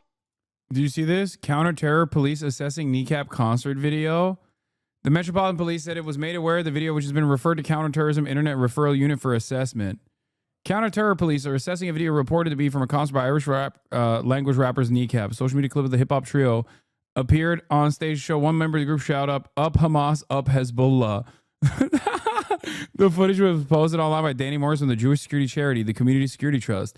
He said it's from a gig last November at London's Kentish Town Forum. A Metropolitan Police spokesperson said, we've been made aware of the video and has been referred to the Counterterrorism Internet Referral Unit for assessment and to determine whether any police investigation may be required. Hamas and Hezbollah are both prescribed as terrorist groups in the UK under Section 12 of the Terrorism Act of 2000. It is an offense to express an opinion or belief that is supportive of the prescribed organization. Sky News has contacted Kneecap's management for comment. It comes after TV personality Sharon Osbourne called for Kneecap's U.S. work visas to be revoked after accusing them of making aggressive political statements, including projections of anti-Israel messages and hate speech at Coachella Music and Arts Festival. The head rabbi in England is crying to the PM to prescribe Kneecap as a terrorist group. Oh my God, that's hilarious. Oh my God, are you joking? There's no way. No, this is just, I don't know if this is real or not. Been told that the chief rabbi was on the phone to the prime minister last night demanding the Home Office prescribe rap group Kneecap and their supporters. PM was said to be reluctant to prescribe a rap group, but he would be keeping his eye on them. No, we don't know if this is real or not. No. That's crazy. Speaking of Rolling Stone, Kneecap member Mo Shara said in response, her rant has so many holes in it that it hardly warrants a reply, but she should listen to War Pigs that was written by Black Sabbath, led by Ozzy Osbourne, her husband. He also told the outlet, we believe we have an obligation to use our platform. We're going to raise the issue of Palestine, and it was important for us to speak out at Coachella as the U.S. is the main funder and supplier of weapons to Israel as they commit genocide in Gaza. My goats, dude. In November last year, Kneecap won a discrimination case against the UK government after former business secretary Kemi Badenoch refused them funding. Mohara is how you pronounce it. Mokhara. Dude, this is okay. Listen to me. A lot of this stuff is, once again, the final act of desperation. Okay? This is the final act of desperation. The more desperate these people get, the more desperate Israel supporters get, the harder they'll try to go after people who are outspoken. But this means that you cannot back down. Yeah, like a cornered animal lashing out. Exactly. Bro, when is shit like this ever not backfired? Literally every artist who gets this kind of publicity ends up getting bigger and bigger. This was the entire story of the 1980s and 1990s. Look up NWA. Yeah. The more they do this, the more you have to push. Because notice how the administration had a firm commitment to its deportation regime until they accidentally admitted in court that one of the guys that they had actually sent to El Salvador was falsely sent to El Salvador. They admitted a mistake. That was enough for Democrats to develop the courage to go out and take a strong stance against this action. And slowly but surely in that process, there was more media coverage surrounding this issue, and people started realizing how inhumane this stuff is. People already know how inhumane the treatment of Palestinians already is. They're already aware of it. And because so many people are aware of it, you have the current administration in the United States of America taking action that is antithetical to constitutional protections, trying to erode the First Amendment. I need you to understand that while you feel scared when you see stuff like this, authorities executing search warrants at locations in Ypsilanti, Ann Arbor, and Canton, briefly detaining several people, according to the Office of Michigan Attorney General Dana Nessel, executing search warrants in collaboration with the state police and FBI against pro-Palestinian student activists. Okay? The group reports that at one side, officers refused to present warrants when asked. Wimler declined to disclose the investigation's focus, telling MLive, "We're not discussing the nature of the investigation at this time." I need you to understand that this is the final stance. This is the last act of desperation. This is also our last way to stop this before it's too late. This is not our moment of weakness. This is a moment where we have great strength. If we did not have great strength, armed with the truth, equipped with the knowledge of what Israel is doing, is being unconscionable. If we did not have strength here, the government wouldn't try to actively come after people that say the truth. They would just let it wither away, but they know they can't let it wither away. So they're taking this final act of desperation to try and forcibly stop people from saying the truth. That's it. So when pressure mounts like this, why waste so much energy on Ethan if it's so dire? I'm going to laser you into a goddamn spaceship. I'm going to put you in a spaceship on a one-way ticket to the moon, dude. This is not about Ethan. It never was about Ethan. This is about Hasbara, okay? Are you so stupid? Ethan makes it about Ethan. He is narcissistic, self-centered. I'm not even talking about Ethan in this moment. And you go, why aren't you talking about Ethan then? The Ann Arbor Police Department added that the investigation concerns reported crimes committed to the city of Ann Arbor as well as other jurisdictions, according to department spokesperson Chris Page. Rumor also told MLive that ICE is not involved and all subjects are believed to be U.S. citizens. Video also shared on Instagram by Students Alive for Freedom and Equality, an SJW, Students for Justice for Palestine chapter in Ann Arbor, Michigan, purpose to show the raid at a house of a pro-Palestine University of Michigan activist. This is what they did. No search warrant was provided.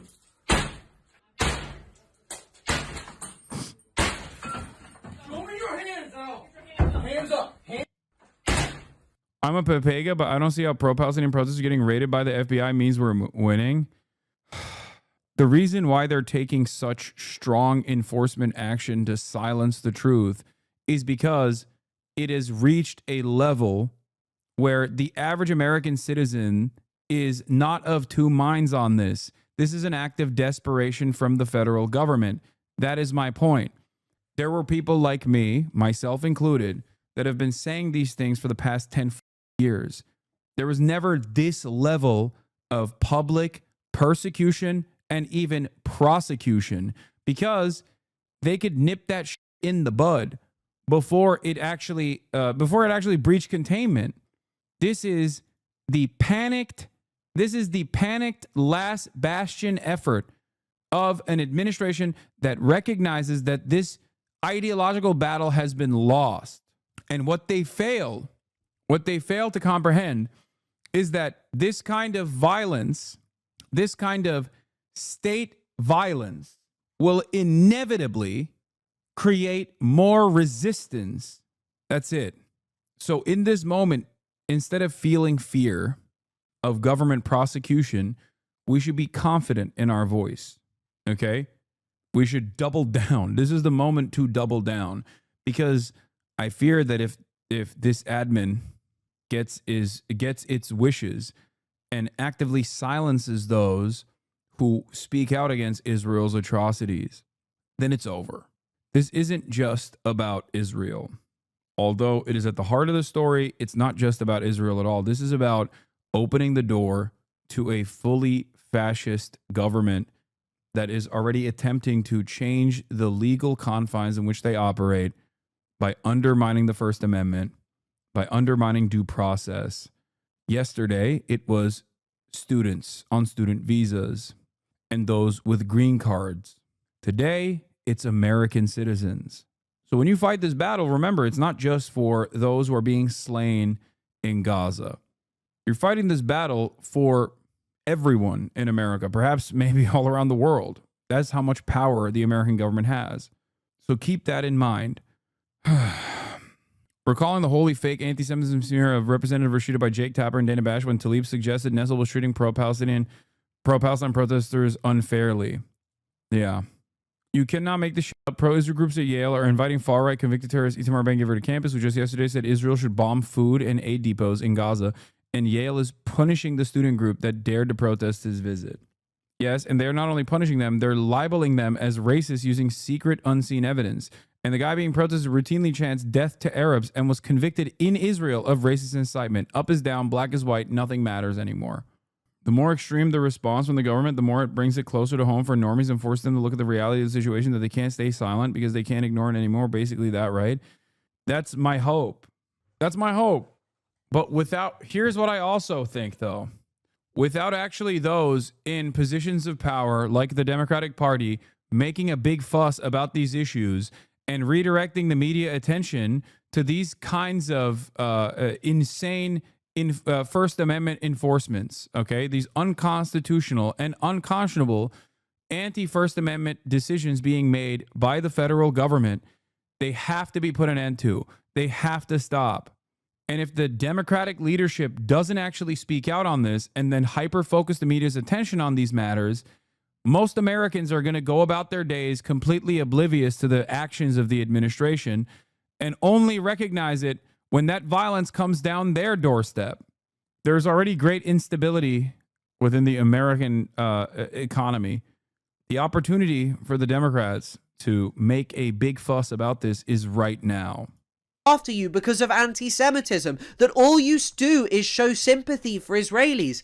It is so ridiculous and utterly pathetic. Even the clip which AB was responding to shows the problem with you, because what Ethan said was that it is okay to go to Israel proper, which refers to Israel that is not the occupied territories of the West Bank, East Jerusalem, Gaza Strip and Golan Heights, but actually just Israel proper, which refers to the 48 borders of Israel. And he says, well, I think there's an apartheid in all these other places. I think that there's a genocide and all these horrifying things going on. But I think that Israel proper is an inspiring example of coexistence. It's not weird. They live together, you know. In the West Bank and in Gaza, it's a completely different story, which I say. But I think it's inspiring that you see that it's possible. It is possible for Arabs and Muslims and Jews to live together in harmony, and they do in Israel proper. But Ethan, to say that you think that there is apartheid in the West Bank and Gaza, you also forgot East Jerusalem, which is also illegally occupied by Israel, by the way, Mr. Historian, Mr. Expert. But if you genuinely think that, what you are saying here is like saying, well, South Africa proper is a shining example of coexistence because most of the oppression and racism is kept to the Bantustans. But Ethan, where do you think the people instituting the apartheid system are from? They live in Israel proper. Where do you... I mean, his wife literally raided the West Bank. Like, that is just the truth. And normally I wouldn't hold that against someone if that person's current opinion on the Israeli apartheid was that was similar to mine, where they consider it to be unconscionable and a war crime. But if you're in the process of still continuing to defend Israel like this, then what are we talking about? You think the government who decrees, yeah, we're going to do these things in the Gaza Strip and East Jerusalem is from Israel proper? They themselves literally believe that the West Bank is part of Israel. It's why they call it Judea and Samaria. It's a religiously motivated, fanatical dream that they deserve all of historical Palestine. And they are administering apartheid there. So for all intents and purposes, this is part of Israel proper. You can't just dismiss it and say, well, I like it there. It is, as I say, like saying you liked South Africa whilst it was an apartheid state because they did most of the bad things on the Bantustans. Every single year, there is a Death to Arabs march in Jerusalem. Tens of thousands of Israelis, including government officials by the way, congregate in the streets to march through the Arab section, chanting death to Arabs, may your village burn, smashing up Palestinian shops and attacking Palestinian shop owners. And that to you is a shining example of coexistence where you want to take your kids. I am sorry, Ethan. The vast majority of Israelis support the genocide in the Gaza Strip. The vast majority of Israelis support Israel's plan to expel 2 million Palestinians. You cannot reconcile and pretend, yeah, all the bad things just happen in the West Bank and Gaza Strip. No, Ethan, this is what Israel proper looks like. Again, and this is what I'm saying. They're acting like Israel proper, which there's 2 million Palestinians living there in Israel with full rights. People just lie about the conditions there. They say that like Israel or Palestinians are second-class citizens in Israel, and or you that go like to universities. You go to universities. There are so many Muslim students, hospitals, Muslim doctors. It's like it's not what people portray judges, as governments. They are in the government. But even then, this claim by Ethan and Healer that Israel proper is not some kind of apartheid state because, you know, they lived beside Arabs, there are Arabs in the government, is so funny. And I really just want to talk about this Arabs in the government thing. Because this is something Zionists always do. They always go, well, there's Arabs in the government. But they never actually know what these Arabs in government are saying. Because in 2018, Israel passed the nation-state law. And this is one of the reasons that you could never call Israel a shining example of coexistence, an inspiring example of coexistence, as Ethan puts it. Because this law said that settlement of Palestinian land was a national value, that only Jewish people were allowed to exercise self-determination, and also relegated Arabic to a language of special status but no longer an official language.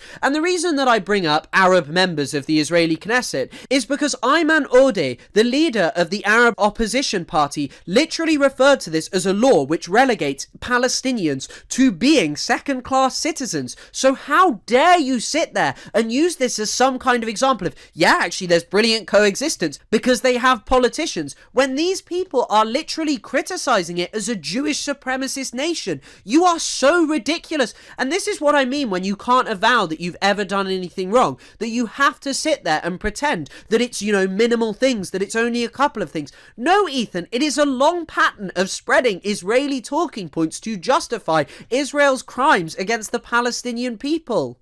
And on this topic of Jim Crow policies in Israel, here's a former American politician, Dov Zakheim, talking about how Israel's finance minister Bezalel Smotrich in 2023 tried to implement laws which he did successfully that were very similar to Jim Crow era, that targeted Palestinians, cut funding for their neighborhoods, which are already underfunded in Israel, by the way.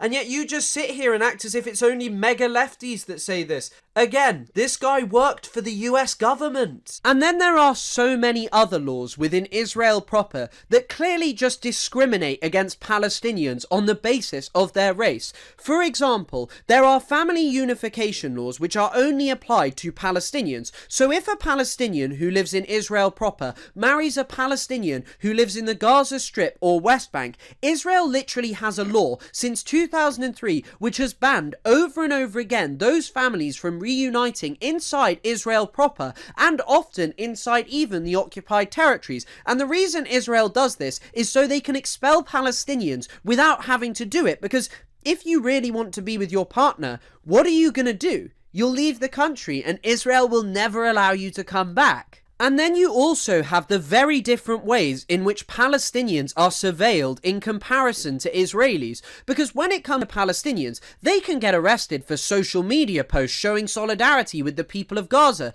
They could be arrested for, you know, supporting Hamas. They could be thrown in jail for years, tortured, without trial, and so many other things. But when it comes to Israelis, well, you can appear on television and violate the UN Convention on Genocide Prevention, calling for all Palestinians to be wiped out, calling for them to be expelled, and that's just fine, you know, you won't be arrested as you should be under the UN Convention. No, you might be given a new job, you might be promoted. Maybe Netanyahu will let you go carry out the genocide. And so do you not see that Palestinians cannot express dissent, whereas Israelis can? They're affected by different laws. And yet you still sit there and call it a shining example of coexistence. Ethan, just because you lived there and lived alongside Palestinians, that did not mean that they lived equally. They cannot express full solidarity with the suffering Palestinians in the West Bank, Gaza Strip, East Jerusalem, or any of these places, whereas Israelis can call for genocide. You are so ridiculous.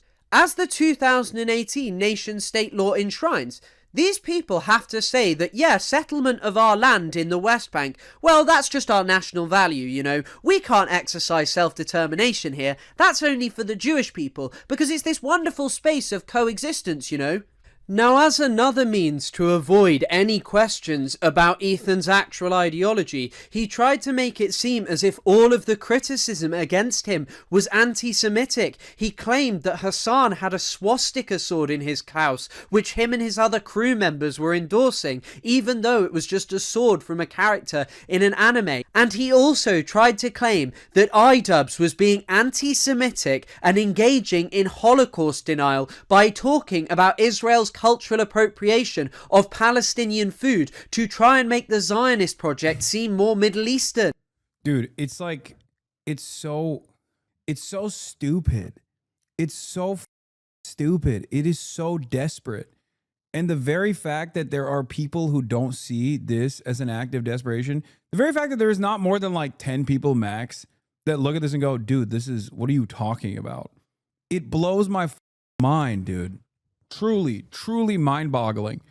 I've spent my entire career combating anti-Semitism and combating Nazis.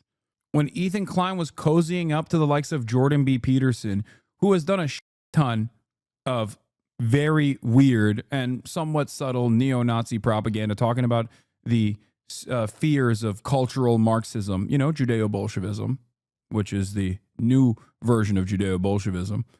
I was in the trenches getting doxxed and swatted by Nazis, and this has the audacity to say I'm a Nazi while he is literally defending the live-streamed Holocaust, dude.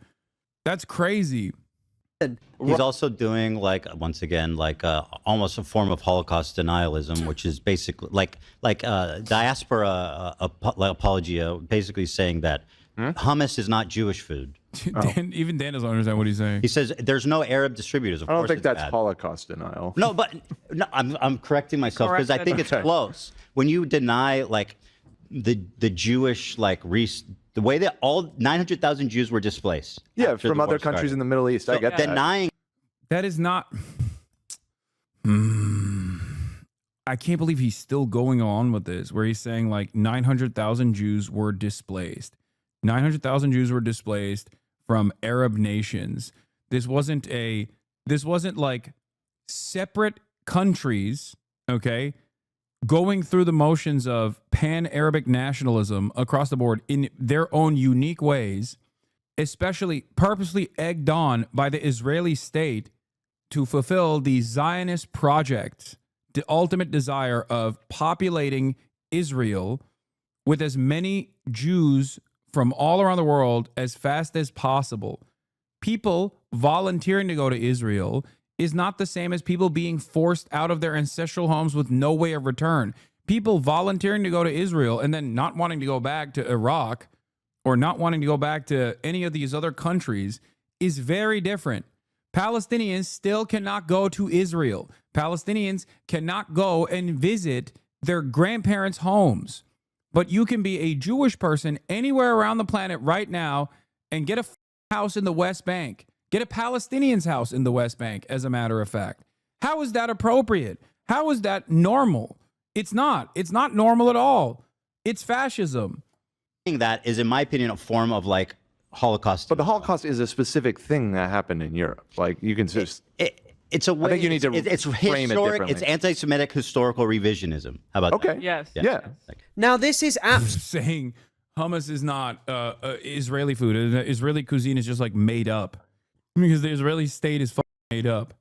is so it's akin to anti-Semitic revisionism. Absolutely ridiculous. And Ethan loves to talk about the expulsion, the flight of Jewish people from the Middle Eastern countries. I mean, he never contextualizes it with, well, a lot of this was to do with the founding of the state of Israel. I mean, yeah, all states are made up. I know. It's just not, many of them aren't made up as recently as 1948, with the exception of like South Sudan, okay? Degrading relationships between the two, and also the fact that why did Mizrahi Jewish people only start coming after the Second World War? Why weren't they welcomed really at any point before that? Because the only point they had been, some Yemeni Jewish people were brought on in very early. They were treated with horrific racism, even with spiritualist left-wing Zionists like Ahad Ham, Asher Ginsburg. You can literally read what he... Yemenite immigration affects the nature of the Zionist settlement by dint of their different culture and mentality. The racism that Yemeni Jews faced and the racism that Arab Jews faced from the region when they first came to Israel was crazy. This is part of the reason why many Arab Jews then became some of the most rabid ultra-Zionists out there through that process. That's how Itamar Ben-Gvir became the demon that he is.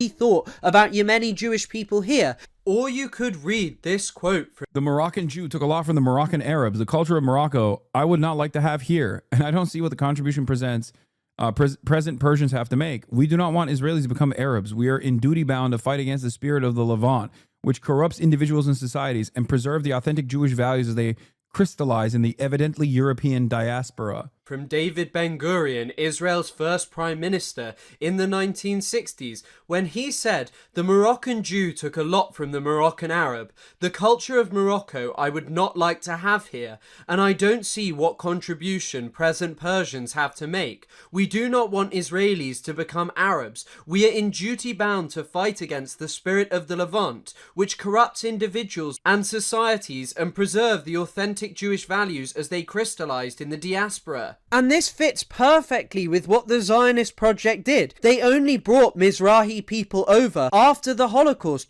because Europe was closed off to Jewish immigration. And when they welcomed them over, they treated them horribly. There are so many examples of this, like the Yemeni baby affair, where Yemeni children were stolen from Jewish parents, and then the parents were told that the children had died, even though they had not died, and they'd actually been given to Ashkenazi couples. And the people who fought against this, like Uzi Meshulam, a Yemeni rabbi, was treated like an evil conspiracy theorist, even though he was proved right, and Israel apologized only a few years ago. And I'd also like to highlight this quote from a senior Israeli politician, which discusses Israel's motivation in evacuating Jewish people from the Arab countries. And it says that the need was not the need to rescue them, but the need to create a Hebrew majority in Eretz Yisrael.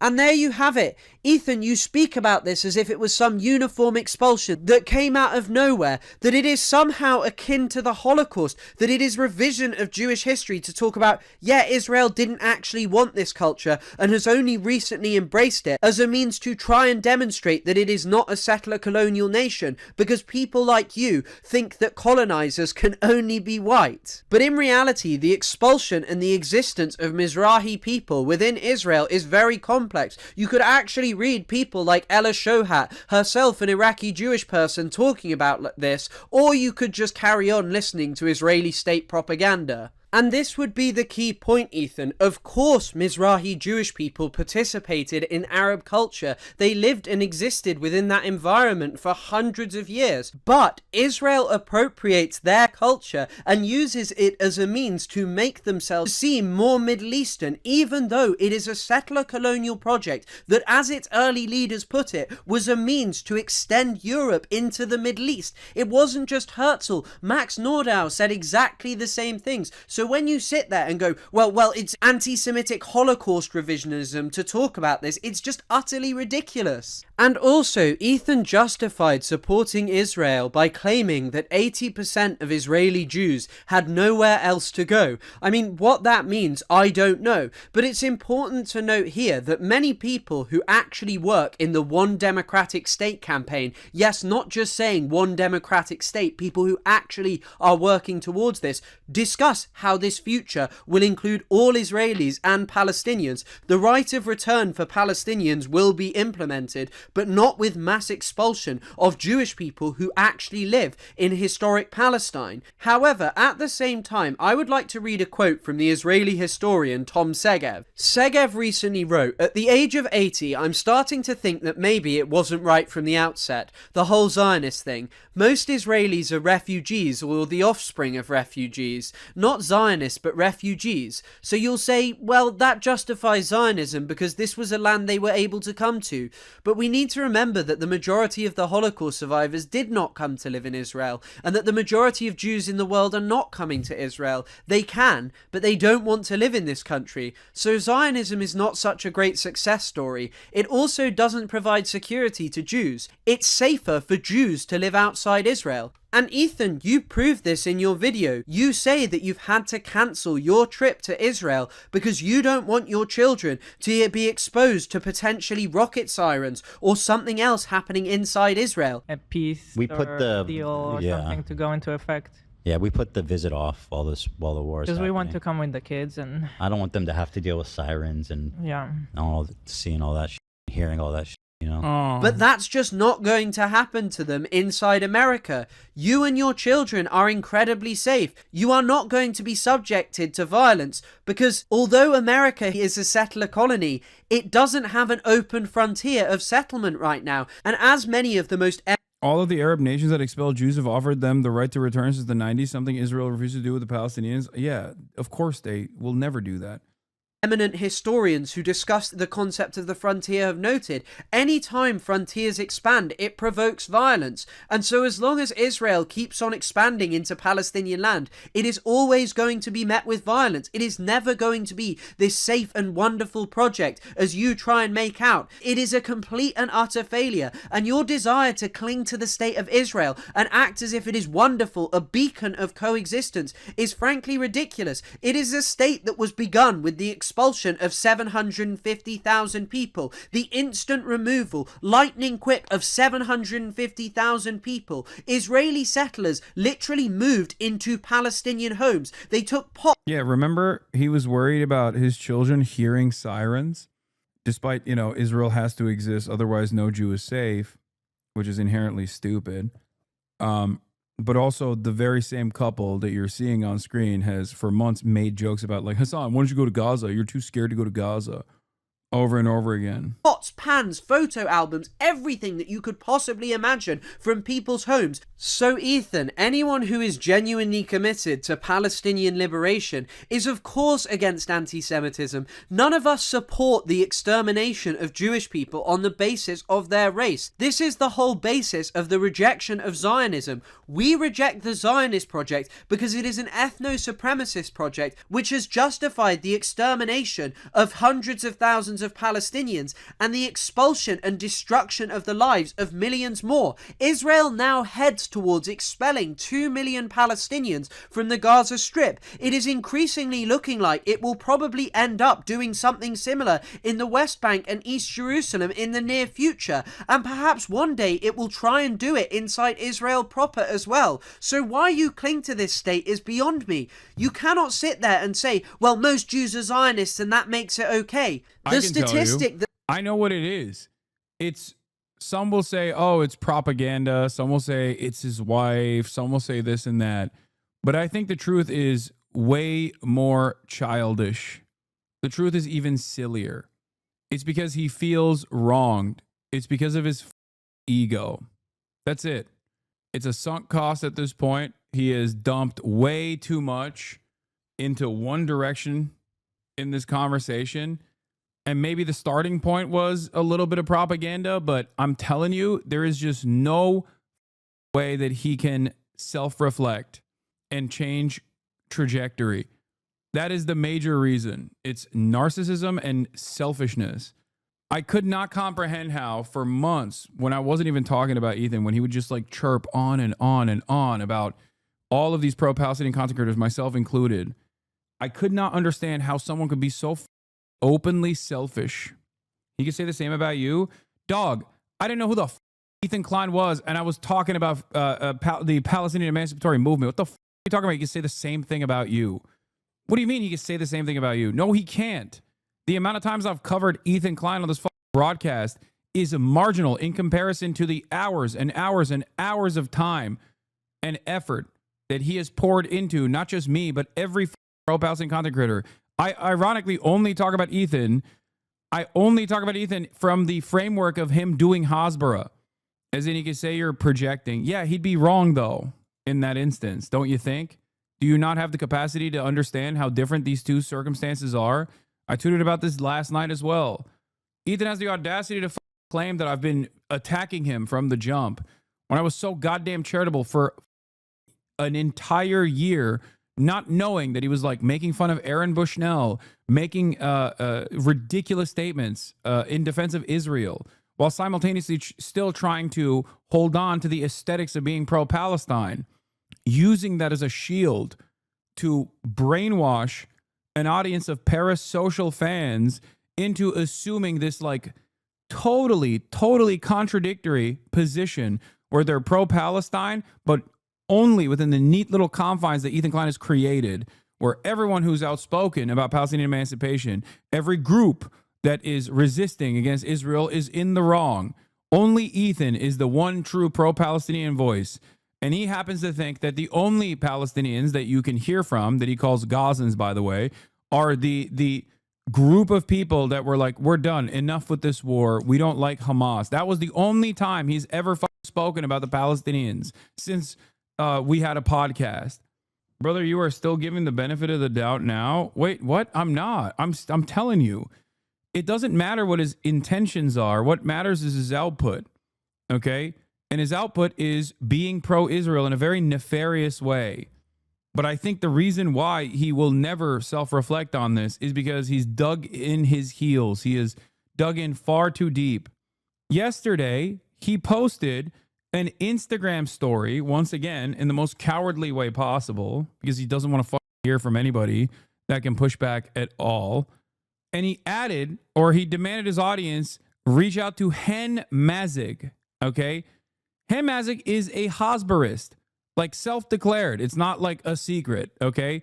His entire point, Hen Mazig's entire goal is to defend Israel in the Western world. He tweeted at him after he had tweeted about Ethan Klein. Ethan Klein is a creator who is deeply critical of Israel's actions, but because he thinks Israel should exist and points out anti-Semitism in the Free Palestine movement, people have wrongfully flooded CPS with calls that he's abusing his children, and even sent human skulls to his home to make sure the CPS visit went poorly.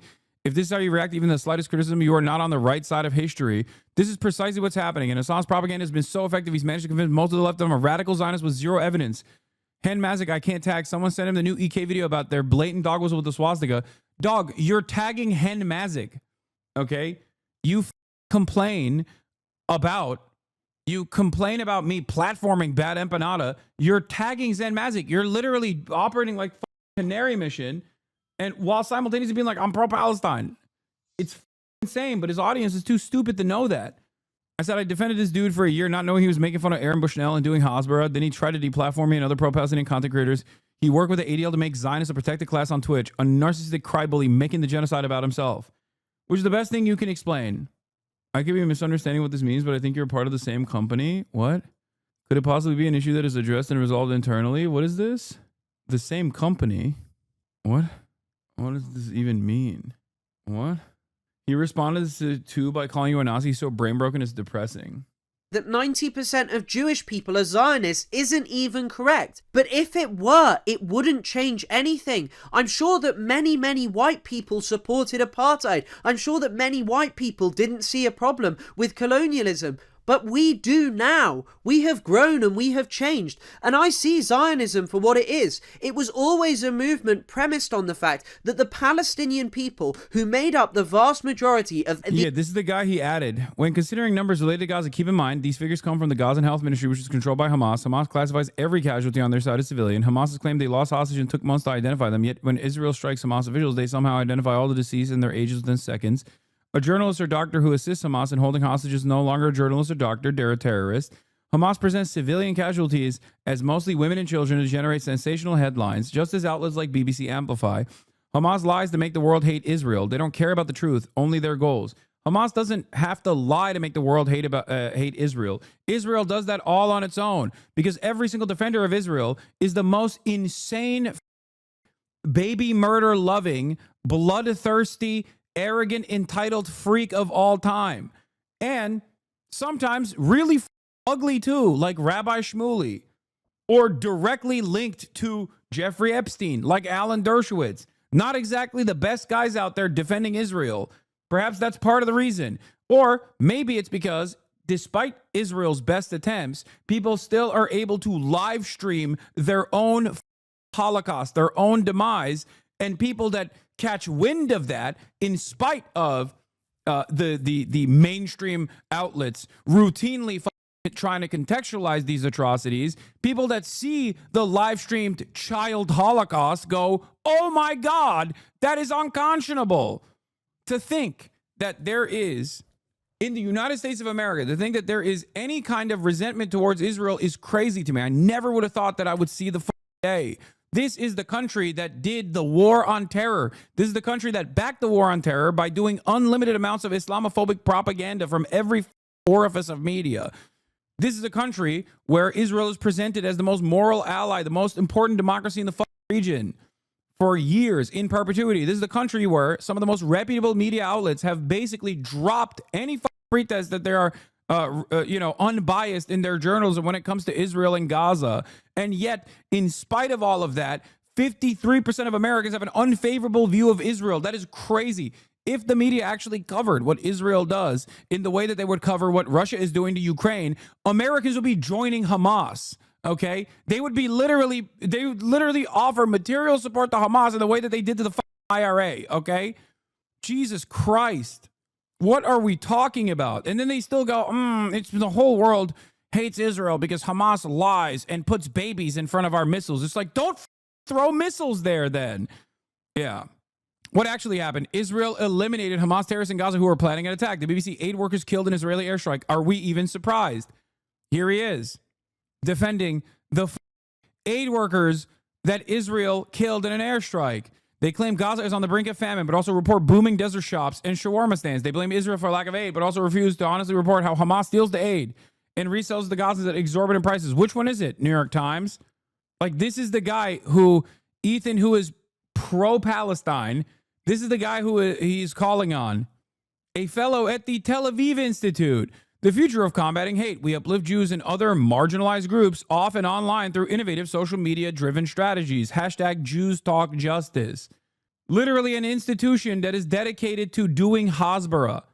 This guy is such a rabid ultra-Zionist. He thinks the New York Times is not sufficiently pro-Israel.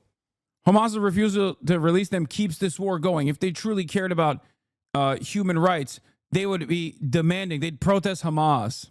Free Dr. Hussam Abu Safia, end the genocide. Doctors from all around the world. Another crazy post from Hen.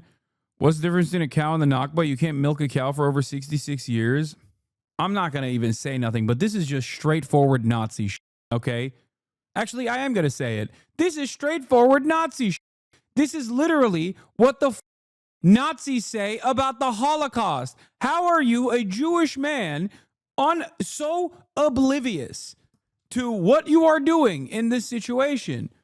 Because the Nakba did happen, just like the Holocaust did happen.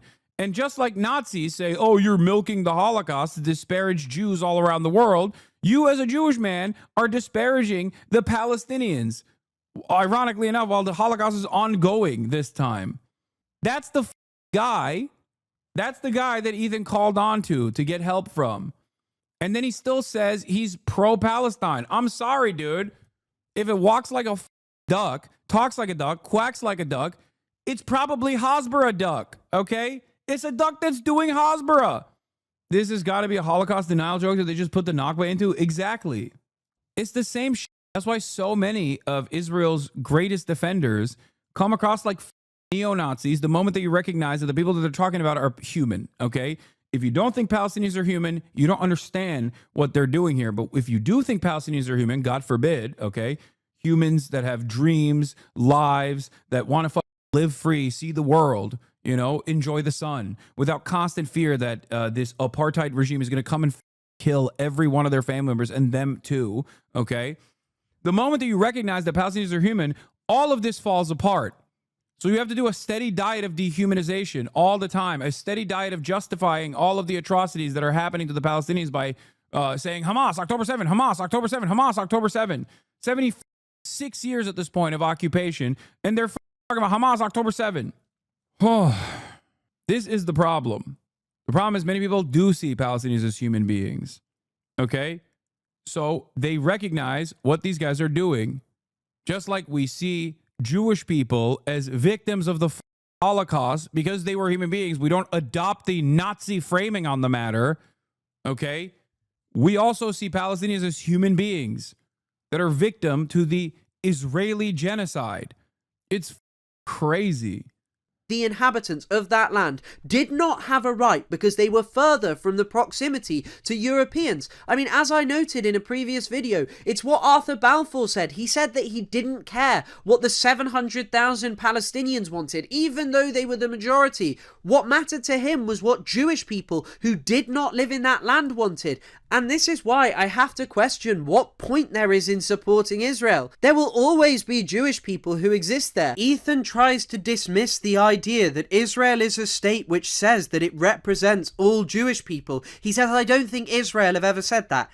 Netanyahu categorically has said that at certain points. He said it whilst he was in Paris in 2015. He said that he was the representative of all Jewish people there. Israel refers to itself as a Jewish state. They talk about policies of Judaizing, where they move Jewish people into the land. They say that Jewish settlement is a national value. They welcome every single Jewish person from all across the world, even if they don't have links to the land of Palestine. You yourself, Ethan, could go there and settle there, even though your ancestors didn't live there, because it is a state for Jewish people. So this idea that Israel somehow has never said that it is a Jewish state, when it uses the Star of David, a Jewish symbol, as its flag, as it has over and over again talked about how it has revitalized the Jewish people, is farcical. I mean, I don't even understand why you are doing this at this point, Ethan. Why are you saying these things? Ultimately, it is not the state of Israel which matters. States do not have innate rights to exist. They are creations of the human mind. There have always... Ethan wants to be a settler. We should move to Israel to spite them. Yeah, let's go back so that we can actually be... And I'm going to have a bunch of kids. For them to talk about. I'm going to move back to Israel and have 10 kids. Right, Hila? I mean, he's joking, but it's just like, it's still gross. Do you know what I mean? Like, oh yeah, I'm going to move to Nazi Germany out of spite is like a completely unacceptable thing to say in the 30s leading up to the 40s, you know? But again, he gets to make jokes like this because he doesn't think the genocide is a serious matter. To him, it's just about winning back an audience by constantly presenting himself as the victim and crying and whining over and over and over again. You know who the biggest victim of this genocide is? Not the Palestinian children who are getting shredded. Me. I'm the biggest victim in my Bel Air mansion. I'm the biggest victim as a 100 millionaire. I'm the biggest victim. Why? Because I can't even tune out all of the goddamn noise for a year. I'm the biggest victim who's going to constantly cry over and over and over again. Me, me, me, me, me. It shocks me. It genuinely... Are you talking about yourself? No, dumb. As a matter of fact, I've consistently repeated over and over again that in spite of losing a third of my audience after October 7 because of my unconditional support for the Palestinian emancipatory movement, I routinely repeated that that is nothing. Okay, that is nothing. The material, the material harm or the mass harassment campaigns that I was subjected to is nothing. It's nothing in comparison to what the Palestinian people are experiencing on a daily basis. You had 90K viewers? No, after October 7, before before the election and after October 7, I went from 30K average to 20K average viewers. What? Didn't you lose it after Bernie Sanders? What? Yeah, the only difference why that changed is because a lot of people's attitude shifted after a while. They started seeing what I was saying. Yeah, they realized, oh my God, this was right all along, actually. Sorry. always been Jewish people living in historic Palestine. However, this amount was small until the Zionist project came with the explicit goal of settling Palestinian land and establishing a settler colony there that would not include the Palestinian indigenous society. And Israel, throughout its entire history, has moved closer and closer to the erasure of Palestinian culture in that land. So Ethan, don't bother clinging to the state. Israel is not some wonderful guarantee that all Jewish people will be safe. There's actually a fantastic article by an Israeli called Boaz Evron written in the 1980s where he talks about how this idea that it is the state which will protect Jewish people is farcical because millions of other people were slaughtered during the Holocaust who had actual states. Polish people, people from Russia, the Soviet Union. People were slaughtered regardless of being protected by an army. What mattered to Evron was the goal of moving towards stamping out the kind of ideologies that led to Nazism, the kind of justifications for subjugating others. And unfortunately, this is all the Zionist project is. From its very inception, it has always been premised on the fact that the indigenous Palestinian society was not deserving of the land. And thus, in order to move forward, you must abandon Zionism. This is the most demented lie he tells, in my opinion, that you and pro-Palestine people want every Israeli killed, or even worse than that, that the pro-Palestinian movement wants all Palestinians to be killed, and that Ethan Klein, by constantly crying about pro-Palestinian content creators, is actually doing a better job of defending Palestinians somehow in his own sick, twisted mind than all of the people that he's actively trying to deplatform. It is unconscionable. It is so gross. It is so insane. And there was a chatter in here that pointed something out that I think is important to remember. Okay? He said, Israel supporters make it seem like the pro-Palestinian movement had motion, like a lot of support in the Western world. That's not the case. Only recently has that become the case, in spite of all odds, in spite of the deck being stacked against it. And it's only because of Israel's depravity. Israel's live-streamed Holocaust has made it utterly unconscionable, impossible to defend. That's it. That's the only reason.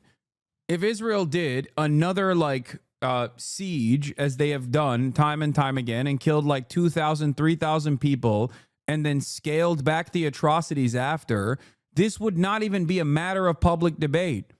Okay? But they never stopped, and they still haven't stopped. And that's precisely why people go, oh my God, what the is going on? Israel is its own worst enemy. That's precisely the reason why they say some of the most insane shit you've ever heard. They'll be like, oh, Palestinians are putting babies in front of the rockets. It's like, dude, you're rocketing a majority children population that you have kept inside of this open air prison. What the do you mean they're the ones who are putting the babies in front of the bombs?